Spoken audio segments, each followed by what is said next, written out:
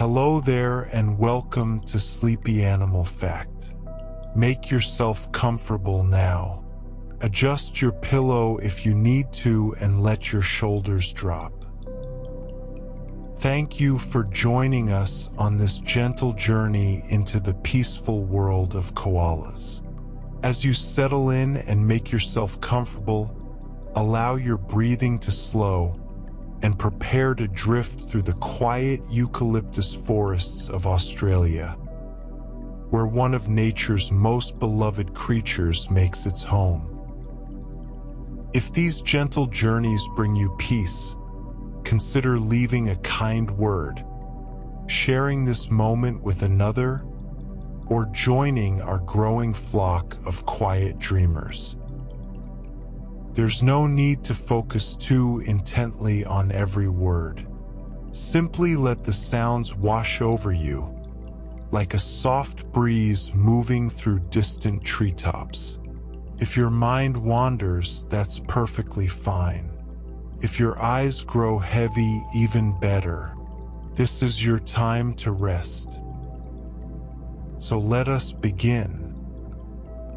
Many people, when they first see a koala, assume they're looking at some kind of bear. It's an understandable mistake.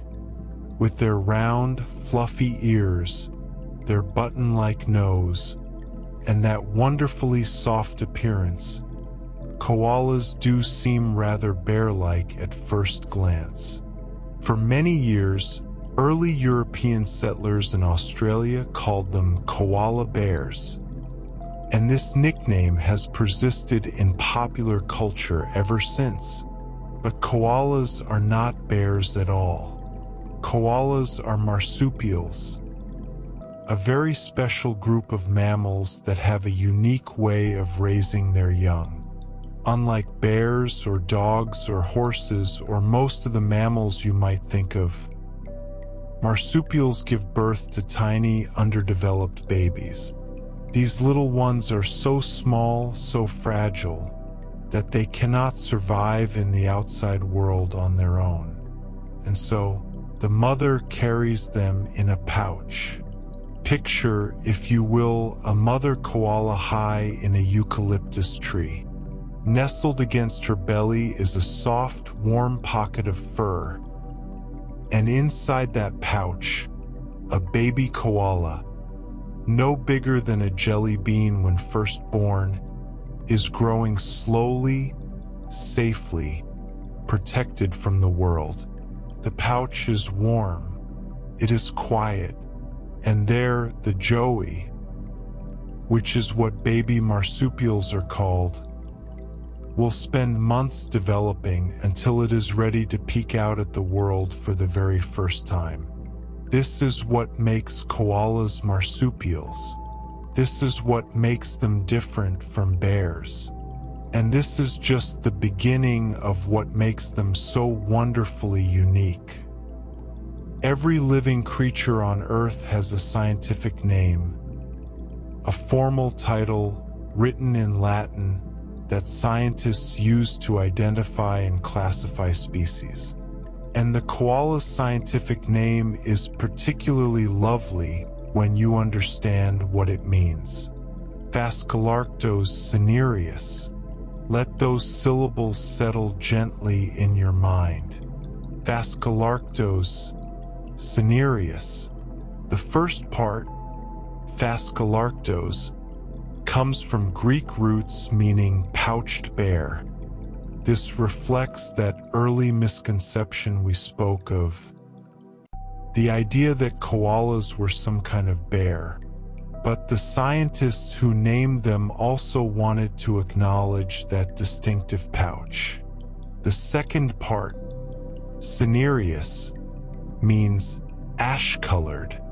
And if you picture a koala now dozing in the fork of a tree, you can see why. Their fur is soft, dense, and colored in gentle shades of gray, sometimes silvery, sometimes darker, like the soft ash left behind after a quiet fire. In certain lights, Koalas seem almost to blend into the mottled bark of the trees they call home. So the full meaning of Phascolarctos cinereus is ash-colored pouched bear. It's a poetic name, really, slightly inaccurate as we now know, since koalas aren't bears at all, but beautiful nonetheless. A name that captures the soft gray of their fur and hints at the ancient mystery of their pouched nature. Here is something remarkable to consider as you rest. The koala, as we know it today, is the only living member of its entire family.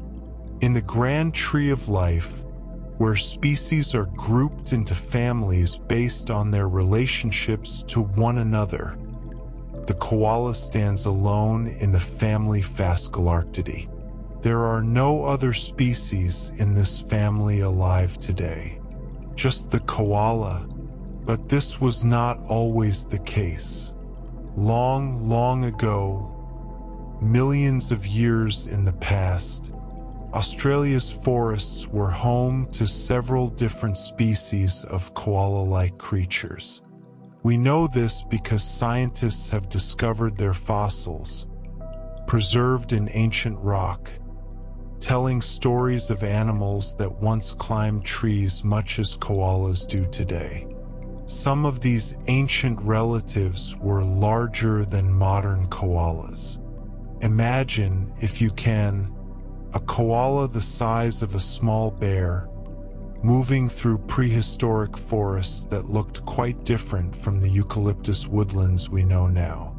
These creatures lived and climbed and raised their young in pouches, just as koalas do. But over time, as the climate changed and the forests shifted, these ancient species disappeared.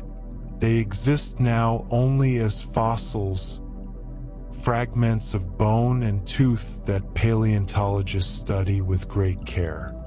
And so the koala we know today carries within it an ancient legacy. It is the last of its kind, the sole survivor of a family that once had many members.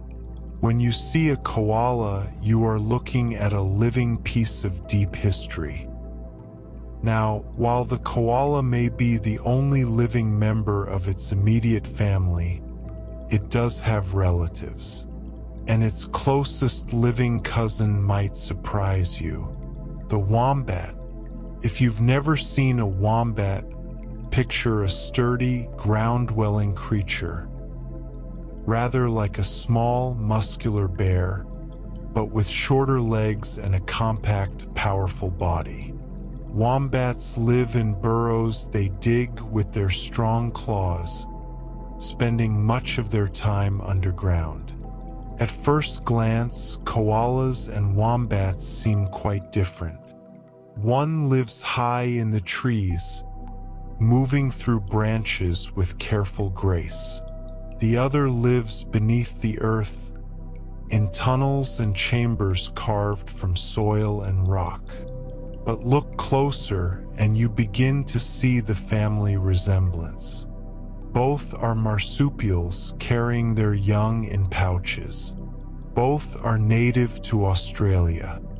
And when scientists examine their anatomy, their bones, their teeth, and their genetic code, the connection becomes clear.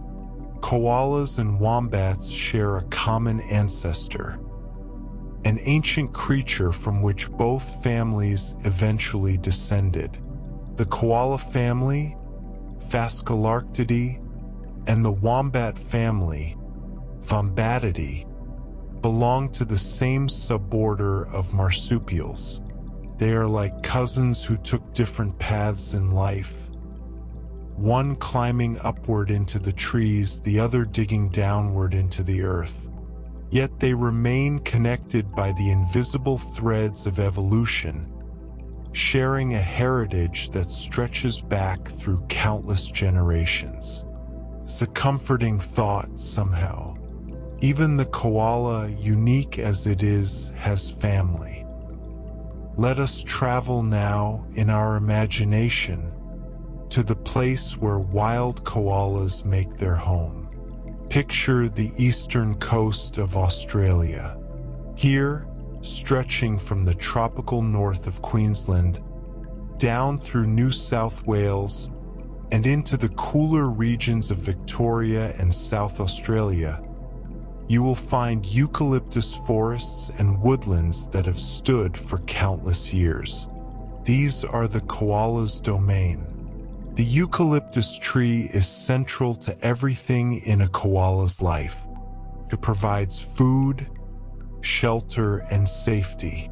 A koala might spend its entire existence within a handful of these trees, rarely descending to the ground except to move from one tree to another. Imagine walking through such a forest now. The air is filled with the distinctive scent of eucalyptus, clean, sharp, almost medicinal. Sunlight filters through the narrow leaves overhead, casting dappled shadows on the forest floor. The bark of the trees is rough and textured, peeling away in long strips to reveal smooth wood beneath. And somewhere above you, if you look carefully, you might spot a koala. Perhaps it is wedged comfortably in the fork of a branch, sleeping peacefully. Perhaps it is reaching slowly for a cluster of leaves, chewing methodically as it gazes out at the world with calm, unhurried eyes. This is where koalas belong. This is where they have lived for millions of years. And this is where, even now, they continue their quiet, peaceful existence. Hidden among the eucalyptus, resting in the treetops, watching the world go by. Australia is a vast continent, stretching across many different climates and environments. And just as the landscape changes from north to south, so too do the koalas that live there. In the northern parts of Australia, in Queensland and parts of New South Wales, the climate is warmer.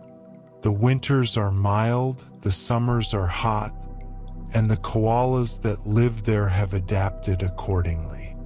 Northern koalas tend to be smaller in size with lighter, thinner fur. They don't need heavy coats to keep warm, so evolution has given them just enough to protect their skin and regulate their temperature. But travel southward into Victoria and South Australia, and the climate changes. Here, the winters grow colder. Frost may settle on the ground. The nights can be quite chill. And so the southern koalas are different. They are larger than their northern cousins, heavier, more robust. And their fur is thicker, denser, more luxurious. This extra insulation helps them stay warm during the cold months, when temperatures drop and the eucalyptus forests are touched by winter's chill. It's a beautiful example of how nature adapts to circumstance. The same species, living in different environments, gradually changing over time to suit their surroundings. Northern koalas and southern koalas are all one species, all Phascolarctos cinereus, but they wear different coats, suited to different climates. If you were to hold a southern koala, and this is purely imaginary, of course, as koalas are wild animals and should be respected as such, you would notice how wonderfully thick and soft its fur feels, like the warmest, most luxurious blanket you could imagine. Let us consider now the physical dimensions of the koala. An adult koala typically measures somewhere between 60 and 85 centimeters in length. That's roughly the size of a medium-sized dog, though shaped quite differently, of course. In terms of weight, koalas range from about 4 kilograms on the lighter end to around 15 kilograms for the largest individuals. That's roughly 9 to 33 pounds, if you prefer those measurements. This means that koalas are surprisingly compact for all their fluffy appearance. Much of what you see when you look at a koala is actually fur. That thick, dense coat we spoke of earlier. Beneath all that fluff, their bodies are lean and muscular, perfectly designed for the life they lead. A 4-kilogram koala would likely be a younger animal, or perhaps a female from the warmer northern regions. A 15-kilogram koala would almost certainly be a large male from the cooler south. Well-fed, well-insulated, and impressively robust. These are not large animals by any means. They are smaller than most people expect. But what they lack in size, they make up for in perfect adaptation. Every gram of a koala's body is suited to climbing trees, digesting eucalyptus leaves, and conserving energy for the long hours of rest that make up most of their day. If you were to examine a koala's paws, and we shall do so now in our imagination, you would discover something quite remarkable. Each front paw is equipped with strong, curved claws. These claws are essential for gripping bark, allowing the koala to climb with confidence and security. But claws alone are not enough to navigate the complex architecture of a eucalyptus tree. And so koalas have developed something special. On each front paw, koalas possess 2 opposable thumbs. Think about that for a moment. You have 1 opposable thumb on each hand, and this simple feature allows you to grip objects, hold tools, and perform countless delicate tasks. The koala has 2 on each front paw. These twin thumbs can press against the other 3 fingers, creating a powerful, versatile grip. When a koala wraps its paw around a branch, those 2 thumbs lock into place on one side, while the other fingers grip from the opposite direction. The result is a hold so secure that koalas can cling to trees even while sleeping. And they do sleep a great deal, but we shall discuss that in later facts. The back feet are different, designed more for bracing against the tree than for gripping branches. But together, the front paws and back feet work in perfect harmony, allowing koalas to ascend, descend, and move through the treetops with remarkable ease. Such elegant design, such perfect adaptation to a life lived among the branches. Here is a small curiosity that speaks to the deep history of evolution. When you look at a koala from the outside, you will notice that it has no tail. Unlike many tree-dwelling animals, unlike monkeys or possums or squirrels, the koala presents a rounded rear end with no tail in sight. But if you were to examine a koala's skeleton, as scientists have done, you would discover something interesting. Hidden within the koala's body are the remnants of a tail. These are small, vestigial bones, tiny fragments that serve no purpose now, but which tell a story of the koala's evolutionary past. Long ago, the ancestors of modern koalas may have possessed tails.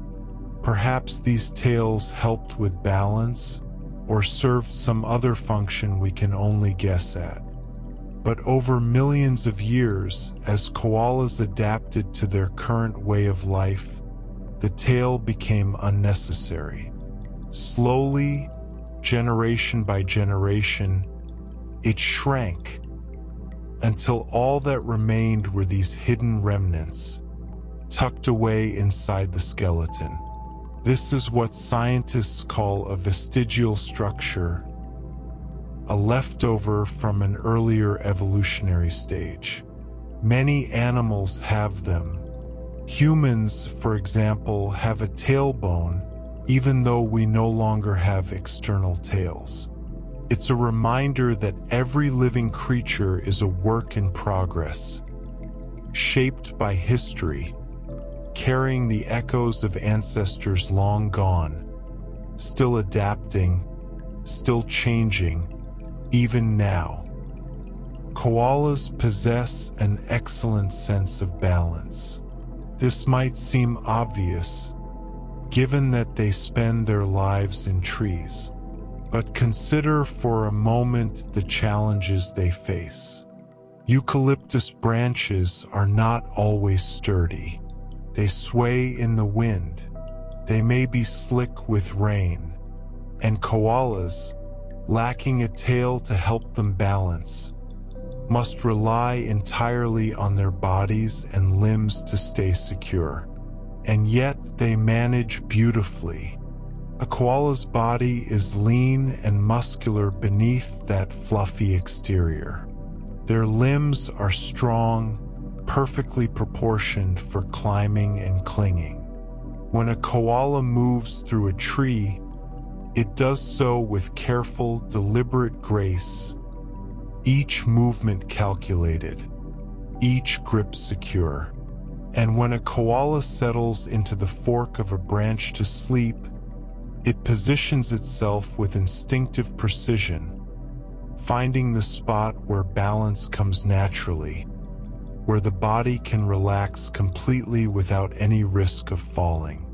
This sense of balance is not something koalas think about consciously. It is built into their very being, a gift from millions of years of evolution, refined and perfected over countless generations.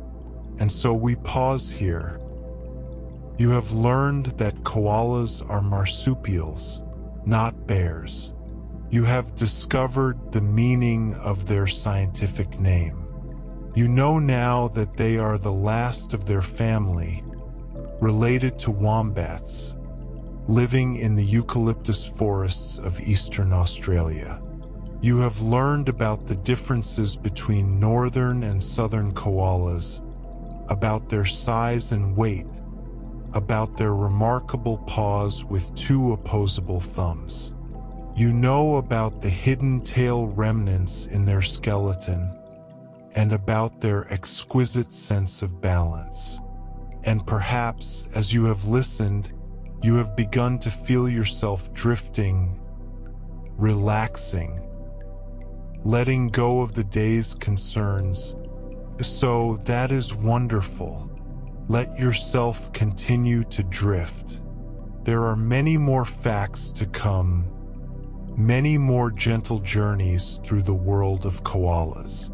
But for now, simply rest. Take a moment now to notice your breathing. There's no need to change it. Simply notice.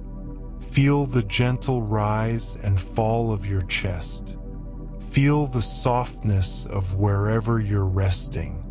And when you're ready, let's continue our exploration of these remarkable, restful creatures.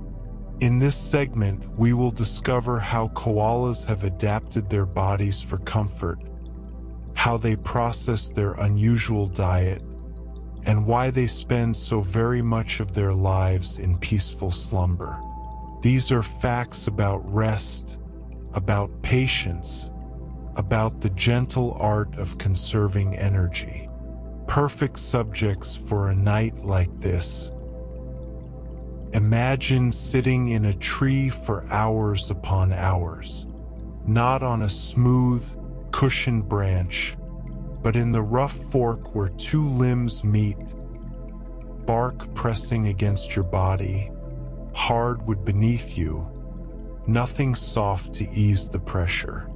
For most creatures, this would quickly become uncomfortable, painful even, but koalas have solved this problem in a remarkable way.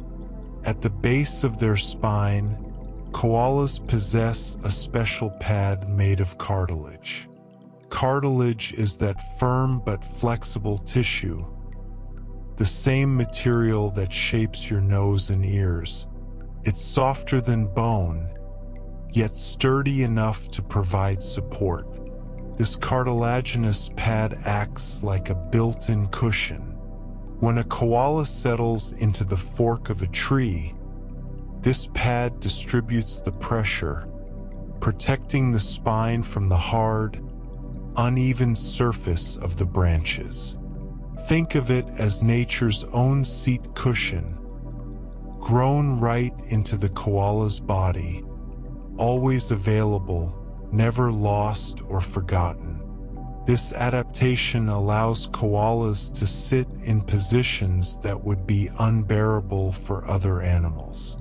They can rest for hours, for entire days, without shifting constantly to relieve discomfort. The pad does that work for them silently and perfectly. It's a small detail easily overlooked, but it speaks to the countless ways that evolution shapes bodies to suit their way of life. Every part of a koala, even parts we cannot see, has been refined over millions of years to make their arboreal existence as comfortable as possible. And speaking of comfort, let us consider another adaptation that helps koalas rest easy in the treetops. The fur on a koala's rump, that rounded backside that presses against branches when they sit, is especially thick. Thicker, in fact, than the fur on most other parts of their body. This is no accident.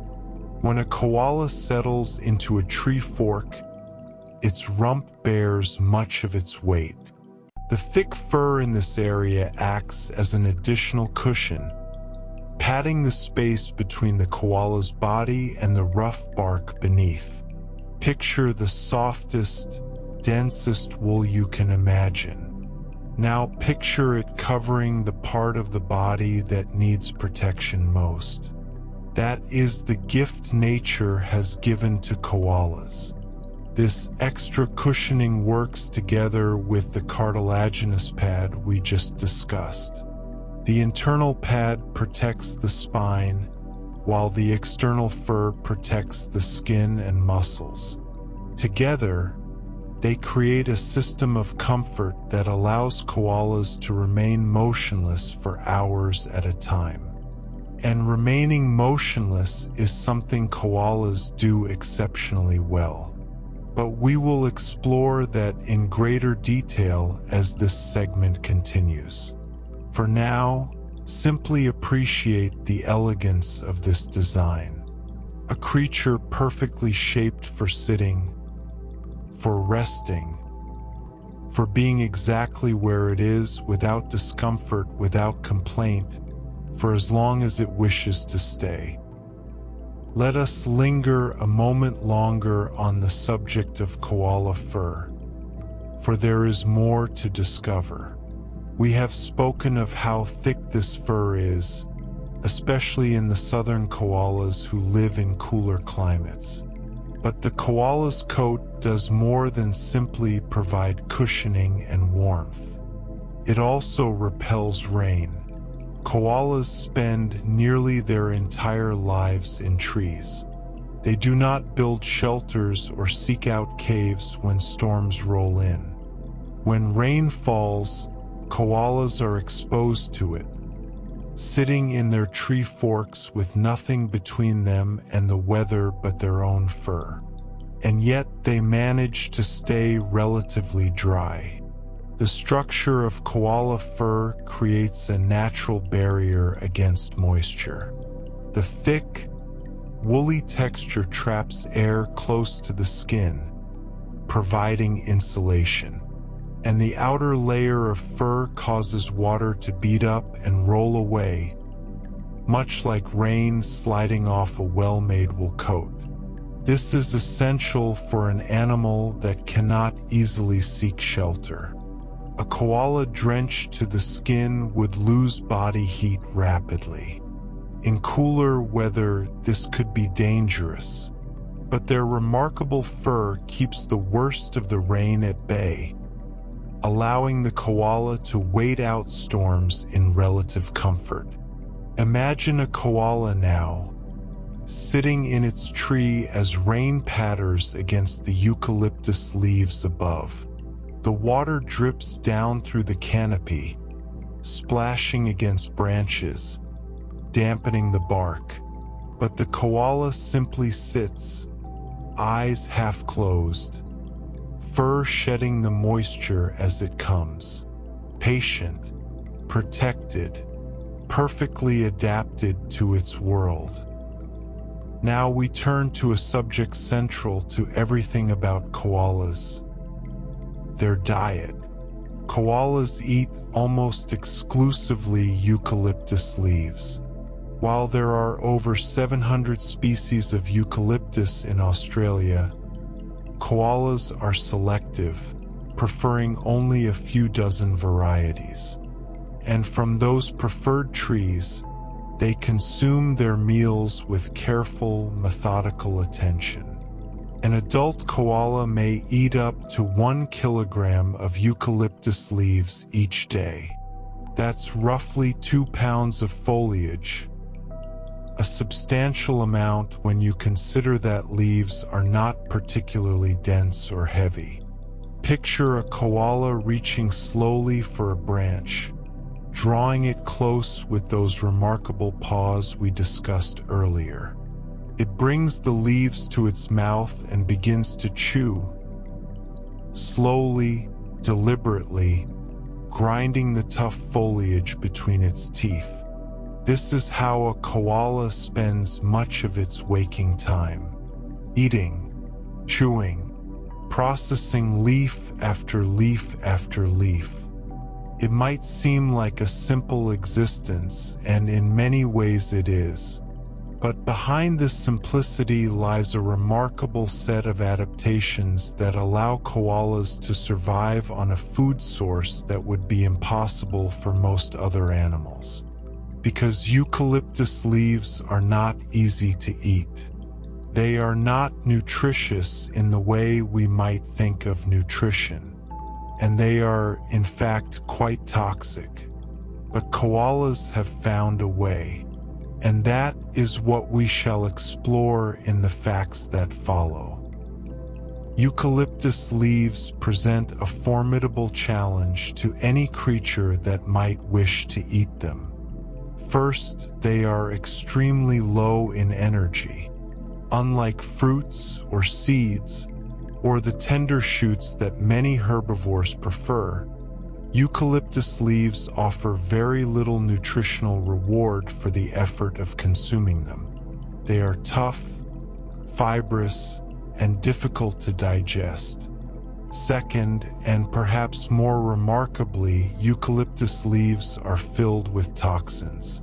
Compounds in the leaves that would sicken or even kill most animals are present in significant quantities. These are the same compounds that give eucalyptus its distinctive sharp, medicinal scent, pleasant to our noses, perhaps, but representing genuine chemical defenses evolved by the trees to discourage browsing. And yet koalas thrive on this diet. How do they manage? The answer lies in their specialized digestive system, particularly their gut and liver.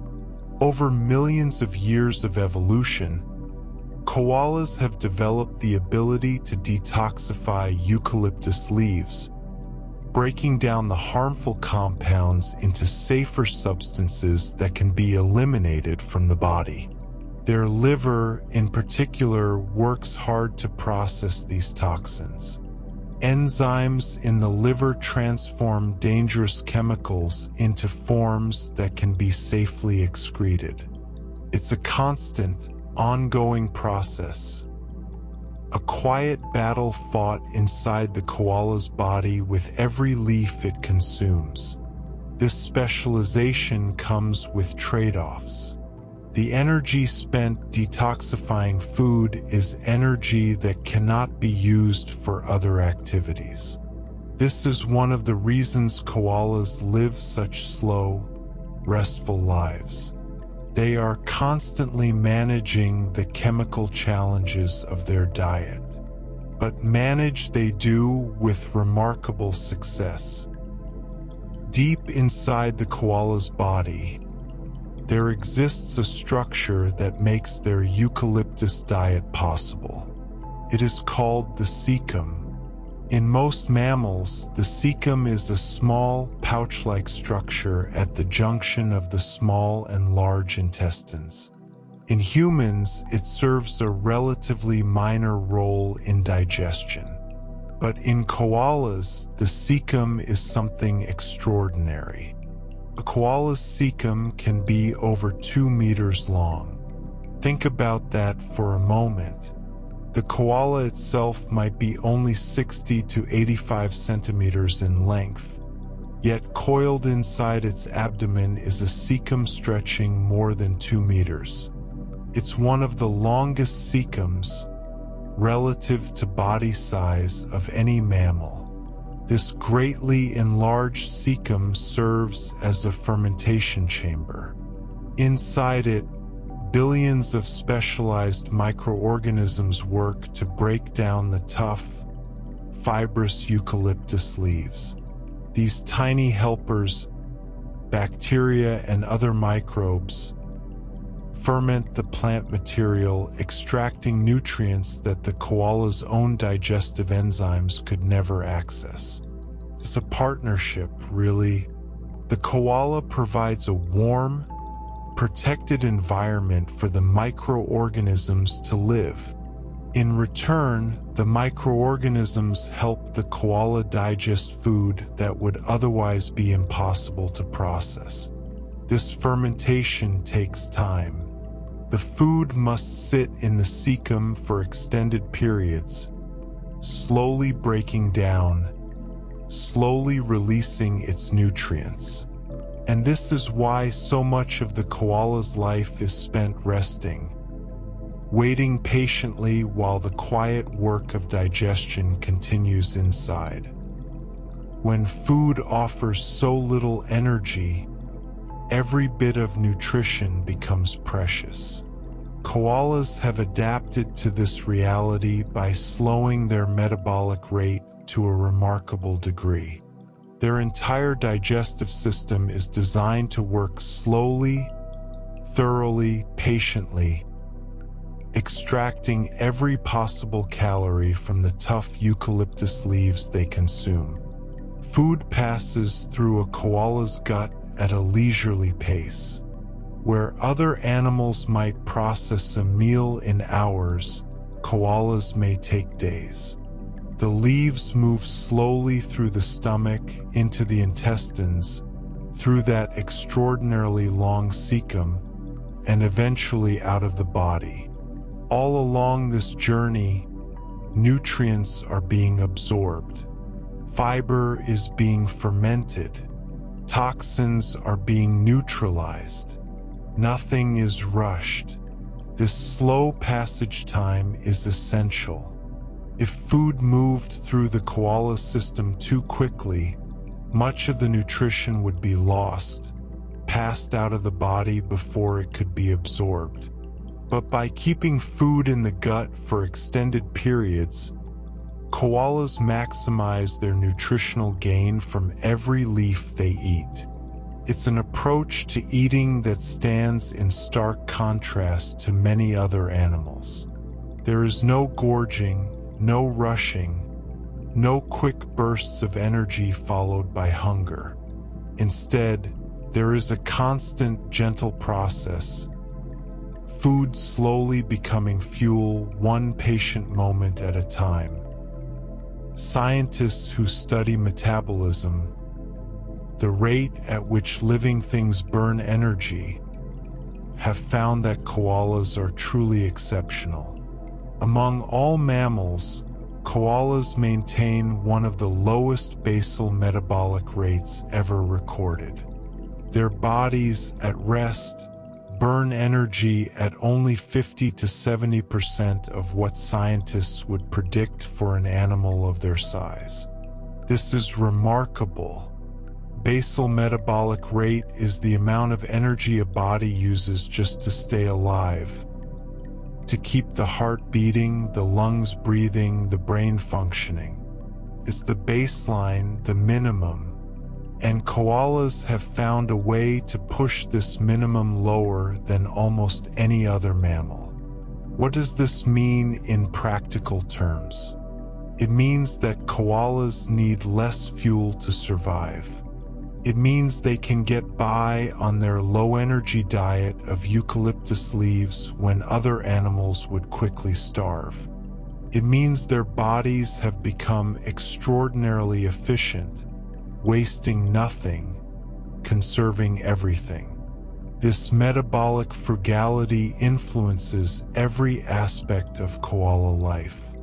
They move slowly, they rest frequently, they avoid unnecessary exertion. Every choice, every behavior seems designed to preserve energy, to keep consumption low, to match intake with expenditure in a careful, sustainable balance. In a world that often celebrates speed and activity, the koala offers a different model. A model of efficiency, a model of conservation, a model of doing more with less simply by slowing down. And now we come to perhaps the most famous fact about koalas, and one that seems particularly appropriate for this moment as you rest and prepare for sleep. Koalas sleep or rest for up to 18 to 20 hours each day. 20 hours in a single day. That leaves only 4 to 6 hours for everything else. Eating, moving between trees, all the other activities of koala life. This might seem excessive by human standards. We are taught that 8 hours of sleep is sufficient, perhaps even indulgent. The idea of sleeping for 20 hours seems almost inconceivable. But for koalas, it makes perfect sense. Remember what we have learned in this segment. Eucalyptus leaves provide very little energy. The koala's metabolism is extraordinarily slow. Digestion takes time, and the body must conserve every calorie it can. Sleep is the ultimate energy-saving strategy. A sleeping koala burns far fewer calories than an active one.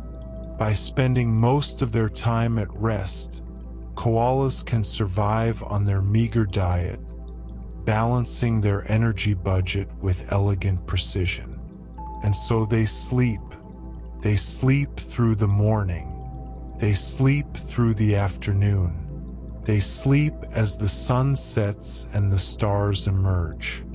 They wake for a few hours to eat, perhaps to move to a new tree, and then they sleep again. It is a peaceful existence, a quiet existence, a life measured not in activities accomplished, but in rest enjoyed. Perhaps there is something we can learn from this. Perhaps there is wisdom in slowing down, in resting more, in allowing ourselves the time we need to simply be. Even in their rest, koalas are not entirely still. Throughout the day, you might observe a koala shifting its position, moving from one branch to another, or simply repositioning itself in the fork of a tree. This movement, subtle as it is, serves an important purpose. Koalas change their location to help regulate their body temperature. On hot days, when the Australian sun beats down with fierce intensity, koalas seek out cooler spots. They might descend lower in the tree, where shade is deeper. They might press their bodies against the trunk, which remains cooler than the air around it. They might spread themselves out to release heat, rather than curling up to conserve it. And on cool days or during cold nights, they do the opposite. They climb higher, seeking patches of warm sunlight. They curl into tight balls to minimize heat loss. They tuck their noses into their fur, preserving warmth. This is called thermoregulation, and it's something all warm-blooded animals must do. But for koalas, who spend their lives in trees and have limited energy for more active temperature control, these positional changes are essential. It's a kind of slow, thoughtful dance, a gradual shift from sun to shade and back again, following the light as it moves across the forest, responding to the changing temperature of the day. Even in rest, the koala remains attuned to its environment. Even in stillness, small choices are being made. The right branch, the right angle, the right amount of sun. And so we pause here. You have learned how koalas are perfectly designed for comfort. Their cartilaginous cushion, their thick rump fur, their water-resistant coats. You have discovered the challenges of their eucalyptus diet and the remarkable adaptations that allow them to thrive on food that would poison most other creatures. You have learned about their extraordinary cecum, their slow digestion, their minimal metabolism. You know now why they sleep so much and how they regulate their temperature with simple, patient movements. And perhaps, as you have listened to these facts about rest and conservation, you have felt yourself relaxing more deeply. Perhaps your own breathing has slowed. Perhaps your own body has grown heavier, more comfortable, more ready for sleep. If so, that is exactly as it should be. The koala does not fight against rest. The koala embraces it, welcomes it, makes it the center of its existence. And tonight you can do the same. Let yourself drift now. Let the thoughts of koalas, comfortable in their trees, sleeping through the warm afternoon, peaceful and secure, carry you gently toward your own rest. There are more facts to come, more gentle journeys ahead. But for now, simply breathe, simply rest, simply be. If you have been resting, perhaps drifting between wakefulness and sleep, that is perfectly wonderful. There is no need to have caught every word, no need to remember each fact we have explored. This journey is not about memorization or achievement. It is simply about rest. Take a slow breath now. Feel the air fill your lungs, then release it gently. Let any remaining tension in your body soften and fade. You are exactly where you need to be. Now, we will explore how koalas cope with the challenges of heat and thirst. We will discover surprising truths about how they find water, and we will learn about the remarkable genetic gifts that allow them to navigate a world of toxic leaves with quiet confidence. These are facts about survival told slowly, facts about adaptation shared gently, facts about the clever ways that nature solves its problems. Australia can be a land of fierce heat. In summer, temperatures may climb to extraordinary heights, and the sun beats down upon the eucalyptus forests with relentless intensity. For a creature covered in thick fur, spending its life high in the trees with no shelter to retreat to, such heat presents a genuine challenge. And yet koalas have found a solution. A simple, elegant solution that scientists have only recently come to fully understand. In extreme heat, koalas press their bodies tightly against the trunks of trees. Picture this scene now. A koala, high in a eucalyptus, moves slowly toward the main trunk. Rather than settling into its usual fork among the branches, it wraps its arms around the trunk and presses its belly and chest against the bark. To a casual observer, this might look like an affectionate hug. And in a way, perhaps it is a hug that saves the koala's life. You see, tree trunks remain cooler than the air around them. Even on the hottest days, the core of a large tree stays several degrees below the ambient temperature. The wood is dense, slow to heat, shaded by the canopy above. It becomes a reservoir of coolness in a world grown uncomfortably warm. When a koala presses against this cooler surface, heat flows from the koala's body into the tree. This is simple physics.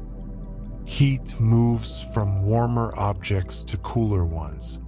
By maximizing the contact between its body and the trunk, the koala increases this heat transfer, allowing excess warmth to drain away. It is a form of natural air conditioning, available to any koala wise enough to seek it out. And koalas, it seems, are very wise indeed. During heat waves, when temperatures soar day after day and the land shimmers with heat, this behavior becomes even more pronounced. Scientists observing koalas during extreme weather events have documented remarkable scenes. Koalas descending from their usual resting spots in the upper branches. Koalas seeking out the largest, thickest trunks they can find. Koalas wrapping themselves around these trunks and remaining there for hours, pressed close, conserving their strength. The cooler parts of the tree, those sections most shaded, most insulated from the sun, become precious resources during these times. Koalas will position themselves carefully, finding the spots where the bark feels coolest against their fur. Sometimes they spread their limbs wide, maximizing the surface area in contact with the trunk. Sometimes they press their less furred inner arms and bellies against the wood, where heat transfer is most efficient. Every position is a calculation, though the koala makes it instinctively without conscious thought. This behavior helps koalas cope with temperatures that would otherwise overwhelm them. Without it, they would need to pant heavily, losing precious moisture. They would need to seek water, leaving the safety of the trees.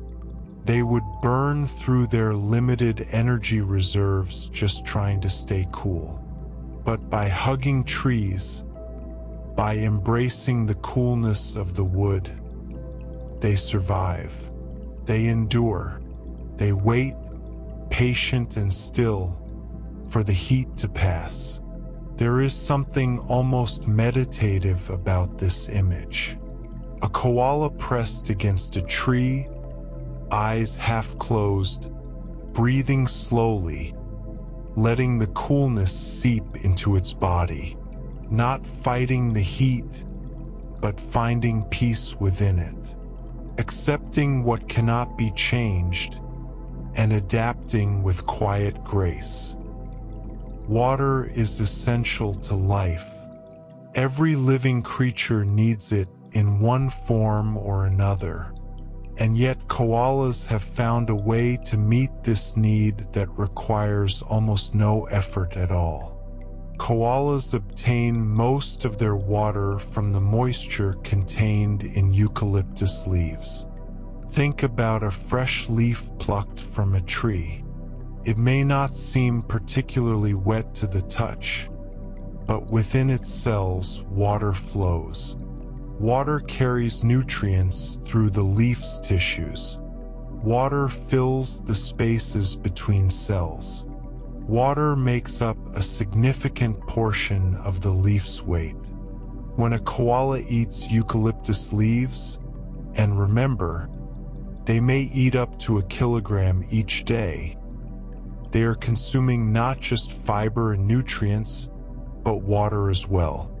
This moisture is absorbed during digestion, entering the koala's bloodstream, hydrating its body. For most of the year, this is sufficient. Koalas going about their normal lives, eating their normal diet, rarely need to seek water elsewhere. They are hydrated by their food, sustained by the moisture within each leaf they consume. Only in very hot or very dry conditions do koalas typically drink free water. When temperatures spike and leaves become drier than usual, when drought reduces the moisture content of the foliage, then and only then do koalas feel the need to seek water from other sources. It is an elegant system, a self-contained cycle of eating and drinking combined into one simple act. The eucalyptus provides everything the koala needs, and the koala, in turn, needs almost nothing else. For many years, people believed that koalas never drank water at all. This seemed to fit with their image as self-sufficient tree-dwellers, animals so perfectly adapted to their environment that they had transcended the ordinary needs of other creatures. But recent studies have revealed a more nuanced truth. Koalas do drink. They drink more often than we once believed. And the way they drink is rather beautiful. During droughts and during the difficult months following bushfires, scientists have observed koalas engaging in a behavior that challenges the old no-drink myth. They lick dew and rainwater from the surfaces of tree trunks. Imagine an early morning after a cool night. Moisture has condensed on every surface, forming droplets that cling to bark and leaves alike.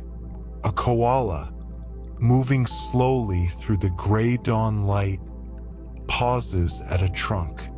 It extends its tongue and begins to lick, slowly, methodically, gathering the tiny drops of dew that have collected on the wood. Or picture the aftermath of a rainstorm. Water streams down the branches, pooling in crevices, running in rivulets along the bark.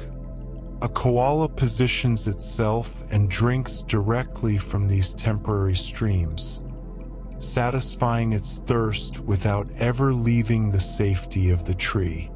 This behavior is more common during times of environmental stress. When leaves are drier than normal, when heat has increased the koala's need for hydration, these supplemental sources of water become vitally important. It is a reminder that even the most seemingly self-sufficient creatures must adapt to changing conditions. And koalas, quiet as they are constantly adapting, constantly finding new ways to meet their needs in a changing world. Here is something remarkable that scientists have recently discovered. Koalas seem to be able to predict when a hot day is coming. On mornings before particularly warm days, researchers have observed koalas adjusting their behavior in subtle but significant ways. They feed earlier than usual, consuming more leaves in the cooler hours before dawn. They seem to be loading up on moisture, preparing their bodies for the heat to come. This is called preemptive hydration, and it suggests a level of environmental awareness that we might not expect from these seemingly sleepy creatures. How do they know? How can a koala, resting in its tree in the darkness before sunrise, sense that the coming day will be hotter than the last? The answer is not entirely clear. Perhaps they respond to subtle changes in humidity or shifts in air pressure that precede hot weather. Perhaps they read cues in the behavior of other animals or in the scent of the wind. Perhaps millions of years of evolution have given them instincts we do not yet fully understand. Whatever the mechanism, the result is clear. Koalas do not simply react to heat. They anticipate it. They prepare. They make choices in the quiet hours of morning that will help them survive the challenges of afternoon. It is a humbling reminder that these gentle, slow-moving creatures are far more sophisticated than they might first appear. Behind those calm eyes, calculations are being made. Decisions are being reached. Survival strategies are being enacted with quiet precision. And now let us pause to consider the very word we have been using throughout this journey. Koala. Where does this word come from? What does it mean? The answer lies in the deep history of Australia, long before European settlers arrived on its shores. For tens of thousands of years, Aboriginal peoples lived in harmony with this land and its creatures. They gave names to everything around them, names that often carried deep meaning, reflecting careful observation of the natural world. The word koala is believed to come from the Darug language, spoken by Aboriginal people of the Sydney region, and its meaning is particularly fitting given what we have just learned. The word likely means no water or no drink. This reflects the ancient observation that koalas seem to survive without drinking, obtaining all their moisture from the leaves they consumed. Long before scientists conducted studies or wrote research papers, the traditional custodians of this land understood something essential about koala biology. They watched, they noticed, and they encoded their observations into language, passing this knowledge down through countless generations. When we say the word koala, then we are speaking a truth that has been known for thousands of years.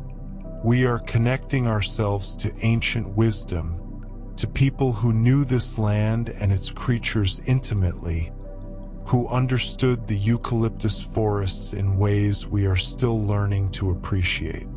The koala, the one who does not drink, or rather, the one who drinks so cleverly that it seems not to drink at all.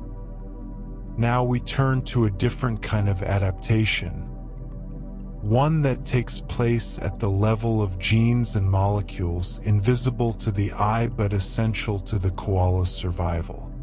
We have spoken of how eucalyptus leaves are toxic. They contain compounds that would sicken or kill most animals that tried to eat them. And yet koalas not only eat these leaves, they eat almost nothing else. How do they choose which leaves to consume? Part of the answer lies in their sense of taste.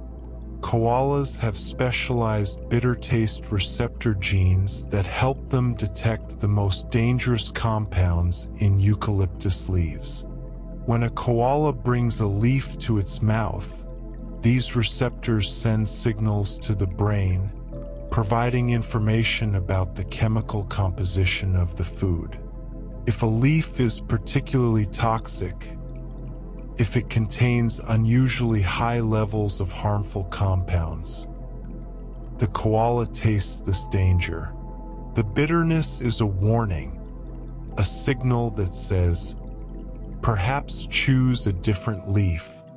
And so koalas, despite their reputation for being rather simple creatures, are actually making complex dietary decisions with every bite. They are analyzing their food, sorting the acceptable from the dangerous, navigating a landscape of chemical threats with remarkable skill. This happens automatically without conscious thought. The koala does not ponder its choices or weigh the options deliberately. Evolution has built the decision-making process directly into its taste buds, making safety as simple as following flavor. Let us look more closely at these taste receptors, for they reveal something remarkable about koala evolution. Scientists have identified a family of genes called TAS2R, which are responsible for detecting bitter tastes. These genes are found in many animals, including humans. They help us avoid foods that might be poisonous or harmful. Koalas have 24 of these bitter taste receptor genes. This is far more than most other Australian marsupials possess. It represents a significant genetic investment, an evolutionary commitment to the crucial task of distinguishing safe leaves from dangerous ones. Think about what this means. Over millions of years, as koalas became more and more specialized for eating eucalyptus, their bitter taste receptor gene family expanded. Koalas with more sensitive taste discrimination survived better than those with less. They chose better leaves, avoided the worst toxins, lived longer, and had more offspring. Generation after generation, the number of taste receptor genes grew. The ability to detect subtle differences in leaf chemistry improved. Until today, koalas possess one of the most sophisticated bitter detection systems of any marsupial. This is evolution in action. This is natural selection, working slowly but surely, shaping a creature exquisitely suited to its unusual diet. The 24 TAS2R genes in a koala's DNA are like 24 tiny guardians, each one helping to protect the koala from the dangers lurking in its food. Detecting toxins is only half the battle. Once a koala has eaten eucalyptus leaves, it must still process those toxins safely, breaking them down into harmless substances that can be eliminated from the body. This is where another remarkable genetic adaptation comes into play. When scientists sequenced the koala genome, mapping out every gene in koala DNA, they discovered something extraordinary. Koalas have an expanded family of genes that produce enzymes called cytochrome P450. These enzymes are molecular machines. Their job is to transform toxic compounds into less harmful forms. They are found in the livers of many animals, including humans, where they help us process medications, environmental pollutants, and other foreign substances. But koalas have more of these genes than most other animals. Many more. This expansion of cytochrome P450 genes means that koalas can produce a wider variety of detoxifying enzymes. They can break down many different types of eucalyptus chemicals, handling the complex mixture of toxins present in their diet. It is as if the koala's liver contains an entire chemical processing plant, staffed with specialized workers trained to deal with every possible threat. No matter what compound a eucalyptus leaf might contain, there is likely an enzyme ready to neutralize it.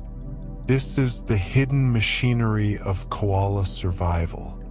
Invisible, silent, working constantly inside every koala's body, keeping them safe in a world of poisonous food. Let us go deeper still into the molecular world, for there is one more detail worth exploring. Among the cytochrome P450 genes, there is a particular subfamily called CYP2C. In koalas, this subfamily has undergone significant expansion, meaning there are many more copies of these genes than in related animals. The CYP2C enzymes are particularly good at breaking down phenolic compounds and terpenes. These are two major categories of toxins found in eucalyptus leaves. Phenolics are responsible for much of the bitter taste we discussed earlier. Terpenes give eucalyptus its distinctive smell, that sharp, clean, almost medicinal scent. By having extra copies of CYP2C genes, koalas produce more of these specialized enzymes. More enzymes mean faster processing. Faster processing means toxins are neutralized before they can cause harm.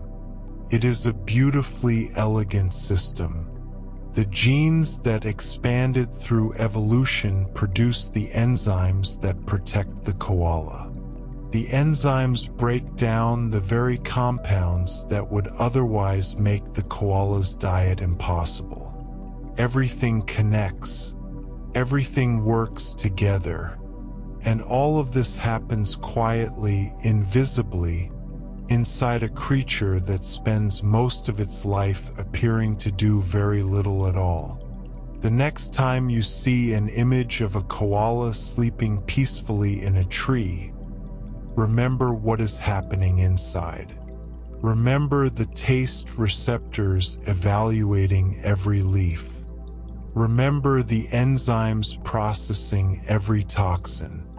Remember the millions of years of evolution that built this remarkable biological system. The koala may look simple, but beneath that calm exterior lies extraordinary complexity. You have learned how koalas embrace trees to escape the heat, pressing their bodies against cool bark like old friends seeking comfort. You have discovered that koalas do drink water, licking dew and rain from tree trunks when times are hard. You have learned they can even predict hot days, adjusting their behavior in anticipation. You know now that the very word koala carries ancient wisdom, reflecting thousands of years of Aboriginal observation. And you have glimpsed the molecular world inside the koala, the taste receptors, the detoxifying enzymes, the genetic expansions that make their eucalyptus diet possible. These are intricate facts, perhaps, complex in their details, but they all point to the same simple truth. Koalas are perfectly adapted to their world. Every part of them, from the genes in their cells to the behaviors they display, has been shaped by time into something elegant and enduring. And now, you too can rest in that same spirit of perfect adaptation. You are exactly where you need to be. Your body knows how to breathe. Your mind knows how to quiet itself. Sleep, when it comes, will come naturally as a koala settling into its favorite tree fork at the end of a warm day. Let yourself drift now. Let the facts fade into pleasant memory. Let the image of a koala, peaceful and still, carry you gently toward rest. More awaits when you are ready, but for now, simply sleep. Welcome back to the eucalyptus forests, to the quiet world of koalas, to this peaceful place where rest is always welcome. If you have been sleeping, that is wonderful. If you have been drifting, half aware, listening to words that fade in and out like distant music, that is wonderful too. There is no wrong way to experience this journey. There is only your way, and your way is perfect. Take a moment now to notice how your body feels. Perhaps your limbs have grown heavy. Perhaps your breathing has deepened without you noticing. Perhaps the concerns of the day have begun to fade, replaced by a gentle stillness. Good. That is exactly as it should be. We will continue to explore the remarkable adaptations that make koalas who they are. We will learn about their extraordinary selectiveness when choosing food, about the specialized tools built into their bodies for eating and grooming, and about the clever physical features that make them such skilled climbers. These are facts about design, about the countless small perfections that evolution has crafted over millions of years. Listen if you wish, or simply let the words wash over you, soft as rain on eucalyptus leaves. So far, we spoke of the cytochrome P450 enzymes that help koalas process the toxins in eucalyptus leaves. We learned that koalas have an expanded family of genes that produce these vital molecular machines. But there is more to this story. There is always more when we look closely at the wonders of nature. Scientists have discovered that koala livers maintain multiple copies of these CYP genes, and that these copies have been shaped by different evolutionary pressures over time. This has led to something remarkable, a process called neofunctionalization. Let me explain this gently, for it is a beautiful concept. When a gene is duplicated, when there are suddenly two copies instead of one, something interesting can happen. The original copy continues doing its job, keeping the animal alive and healthy. But the new copy is free to change, can mutate, shift, evolve in new directions. If these changes prove useful, they are passed on to future generations. Over millions of years, these duplicated genes in koalas have developed new functions. They have become specialized for handling different types of toxins. The complex mixture of plant secondary metabolites found in eucalyptus leaves. Think of it like a team of specialists, each trained for a different task. One enzyme might excel at breaking down one type of chemical. Another might handle a completely different compound. Together, they cover the full range of threats the koala might encounter. This is why koalas can eat leaves that would be dangerous to other animals. Their livers are equipped with a diverse arsenal of molecular tools, each one refined by evolution for a specific purpose. It is invisible work, this molecular magic. But it happens constantly, quietly inside every koala, keeping them safe, keeping them healthy, allowing them to thrive on their unusual diet. With such sophisticated systems for detecting and processing toxins, you might think that koalas would eat eucalyptus leaves indiscriminately. After all, their bodies are equipped to handle the danger. But koalas are not indiscriminate eaters. Far from it. Koalas are, in fact, extremely picky. Of the 700 or more eucalyptus species in Australia, koalas prefer only a few dozen. And even within those preferred species, they do not eat carelessly. They select specific trees. They choose particular branches. They evaluate individual leaves before deciding whether to consume them. This selectiveness might seem unnecessary, given their powerful detoxification systems. But there is wisdom in it. Why work harder than you need to? Why force your liver to process high levels of toxins when you could simply choose leaves with lower concentrations? And so koalas take their time. They sniff, they taste, they make decisions that we cannot see but that matter enormously to their well-being. A koala approaching a eucalyptus tree does not simply begin eating.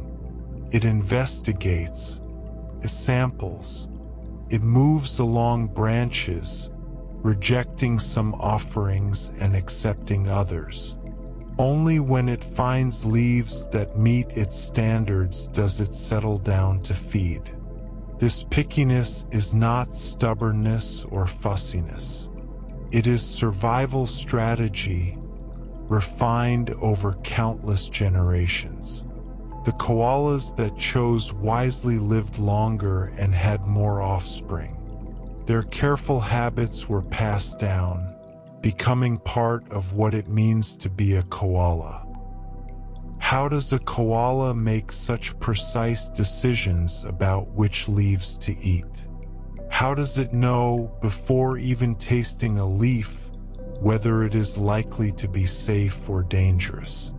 The answer lies in one of the koala's most impressive senses. Koalas have an excellent sense of smell.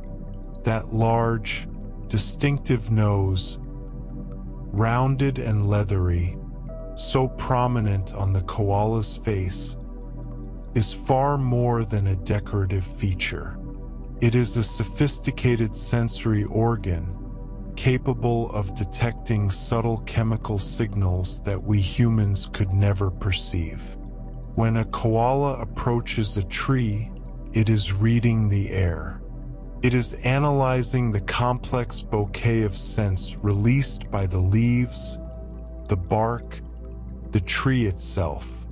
These scents contain information about the chemical composition of the foliage, about the levels of toxins present, about whether this tree is worth climbing or whether another would be a better choice. But the koala's sense of smell serves another purpose as well. Koalas use scent to recognize one another. Each koala has its own unique smell, as individual as a fingerprint. Males produce scent from a gland on their chest, which they rub against trees to mark their territory. Females and other males can read these scent marks, learning who has passed by, how recently they were here, and perhaps something about their health and status. In this way, koalas communicate without ever meeting face to face. They leave messages on tree trunks, invisible to us but clear as signposts to other koalas. They navigate a social world built on smell, understanding their neighbors through chemical signals left behind. It is a quiet form of communication, patient one, perfectly suited to creatures who spend most of their lives alone in the treetops. Now let us consider what happens when a koala decides to eat. It has chosen its tree. It has selected its branch. It has evaluated the leaves and found them acceptable. Now comes the actual process of feeding. Koala teeth are beautifully adapted for this task. At the front of the mouth, koalas have sharp incisors. These are the teeth used for clipping, for snipping leaves from branches with quick, precise bites. The incisors work like tiny scissors, cutting through stems and petioles with ease. But clipping is only the beginning. Eucalyptus leaves are tough, fibrous, difficult to digest. Simply swallowing them whole would be inefficient.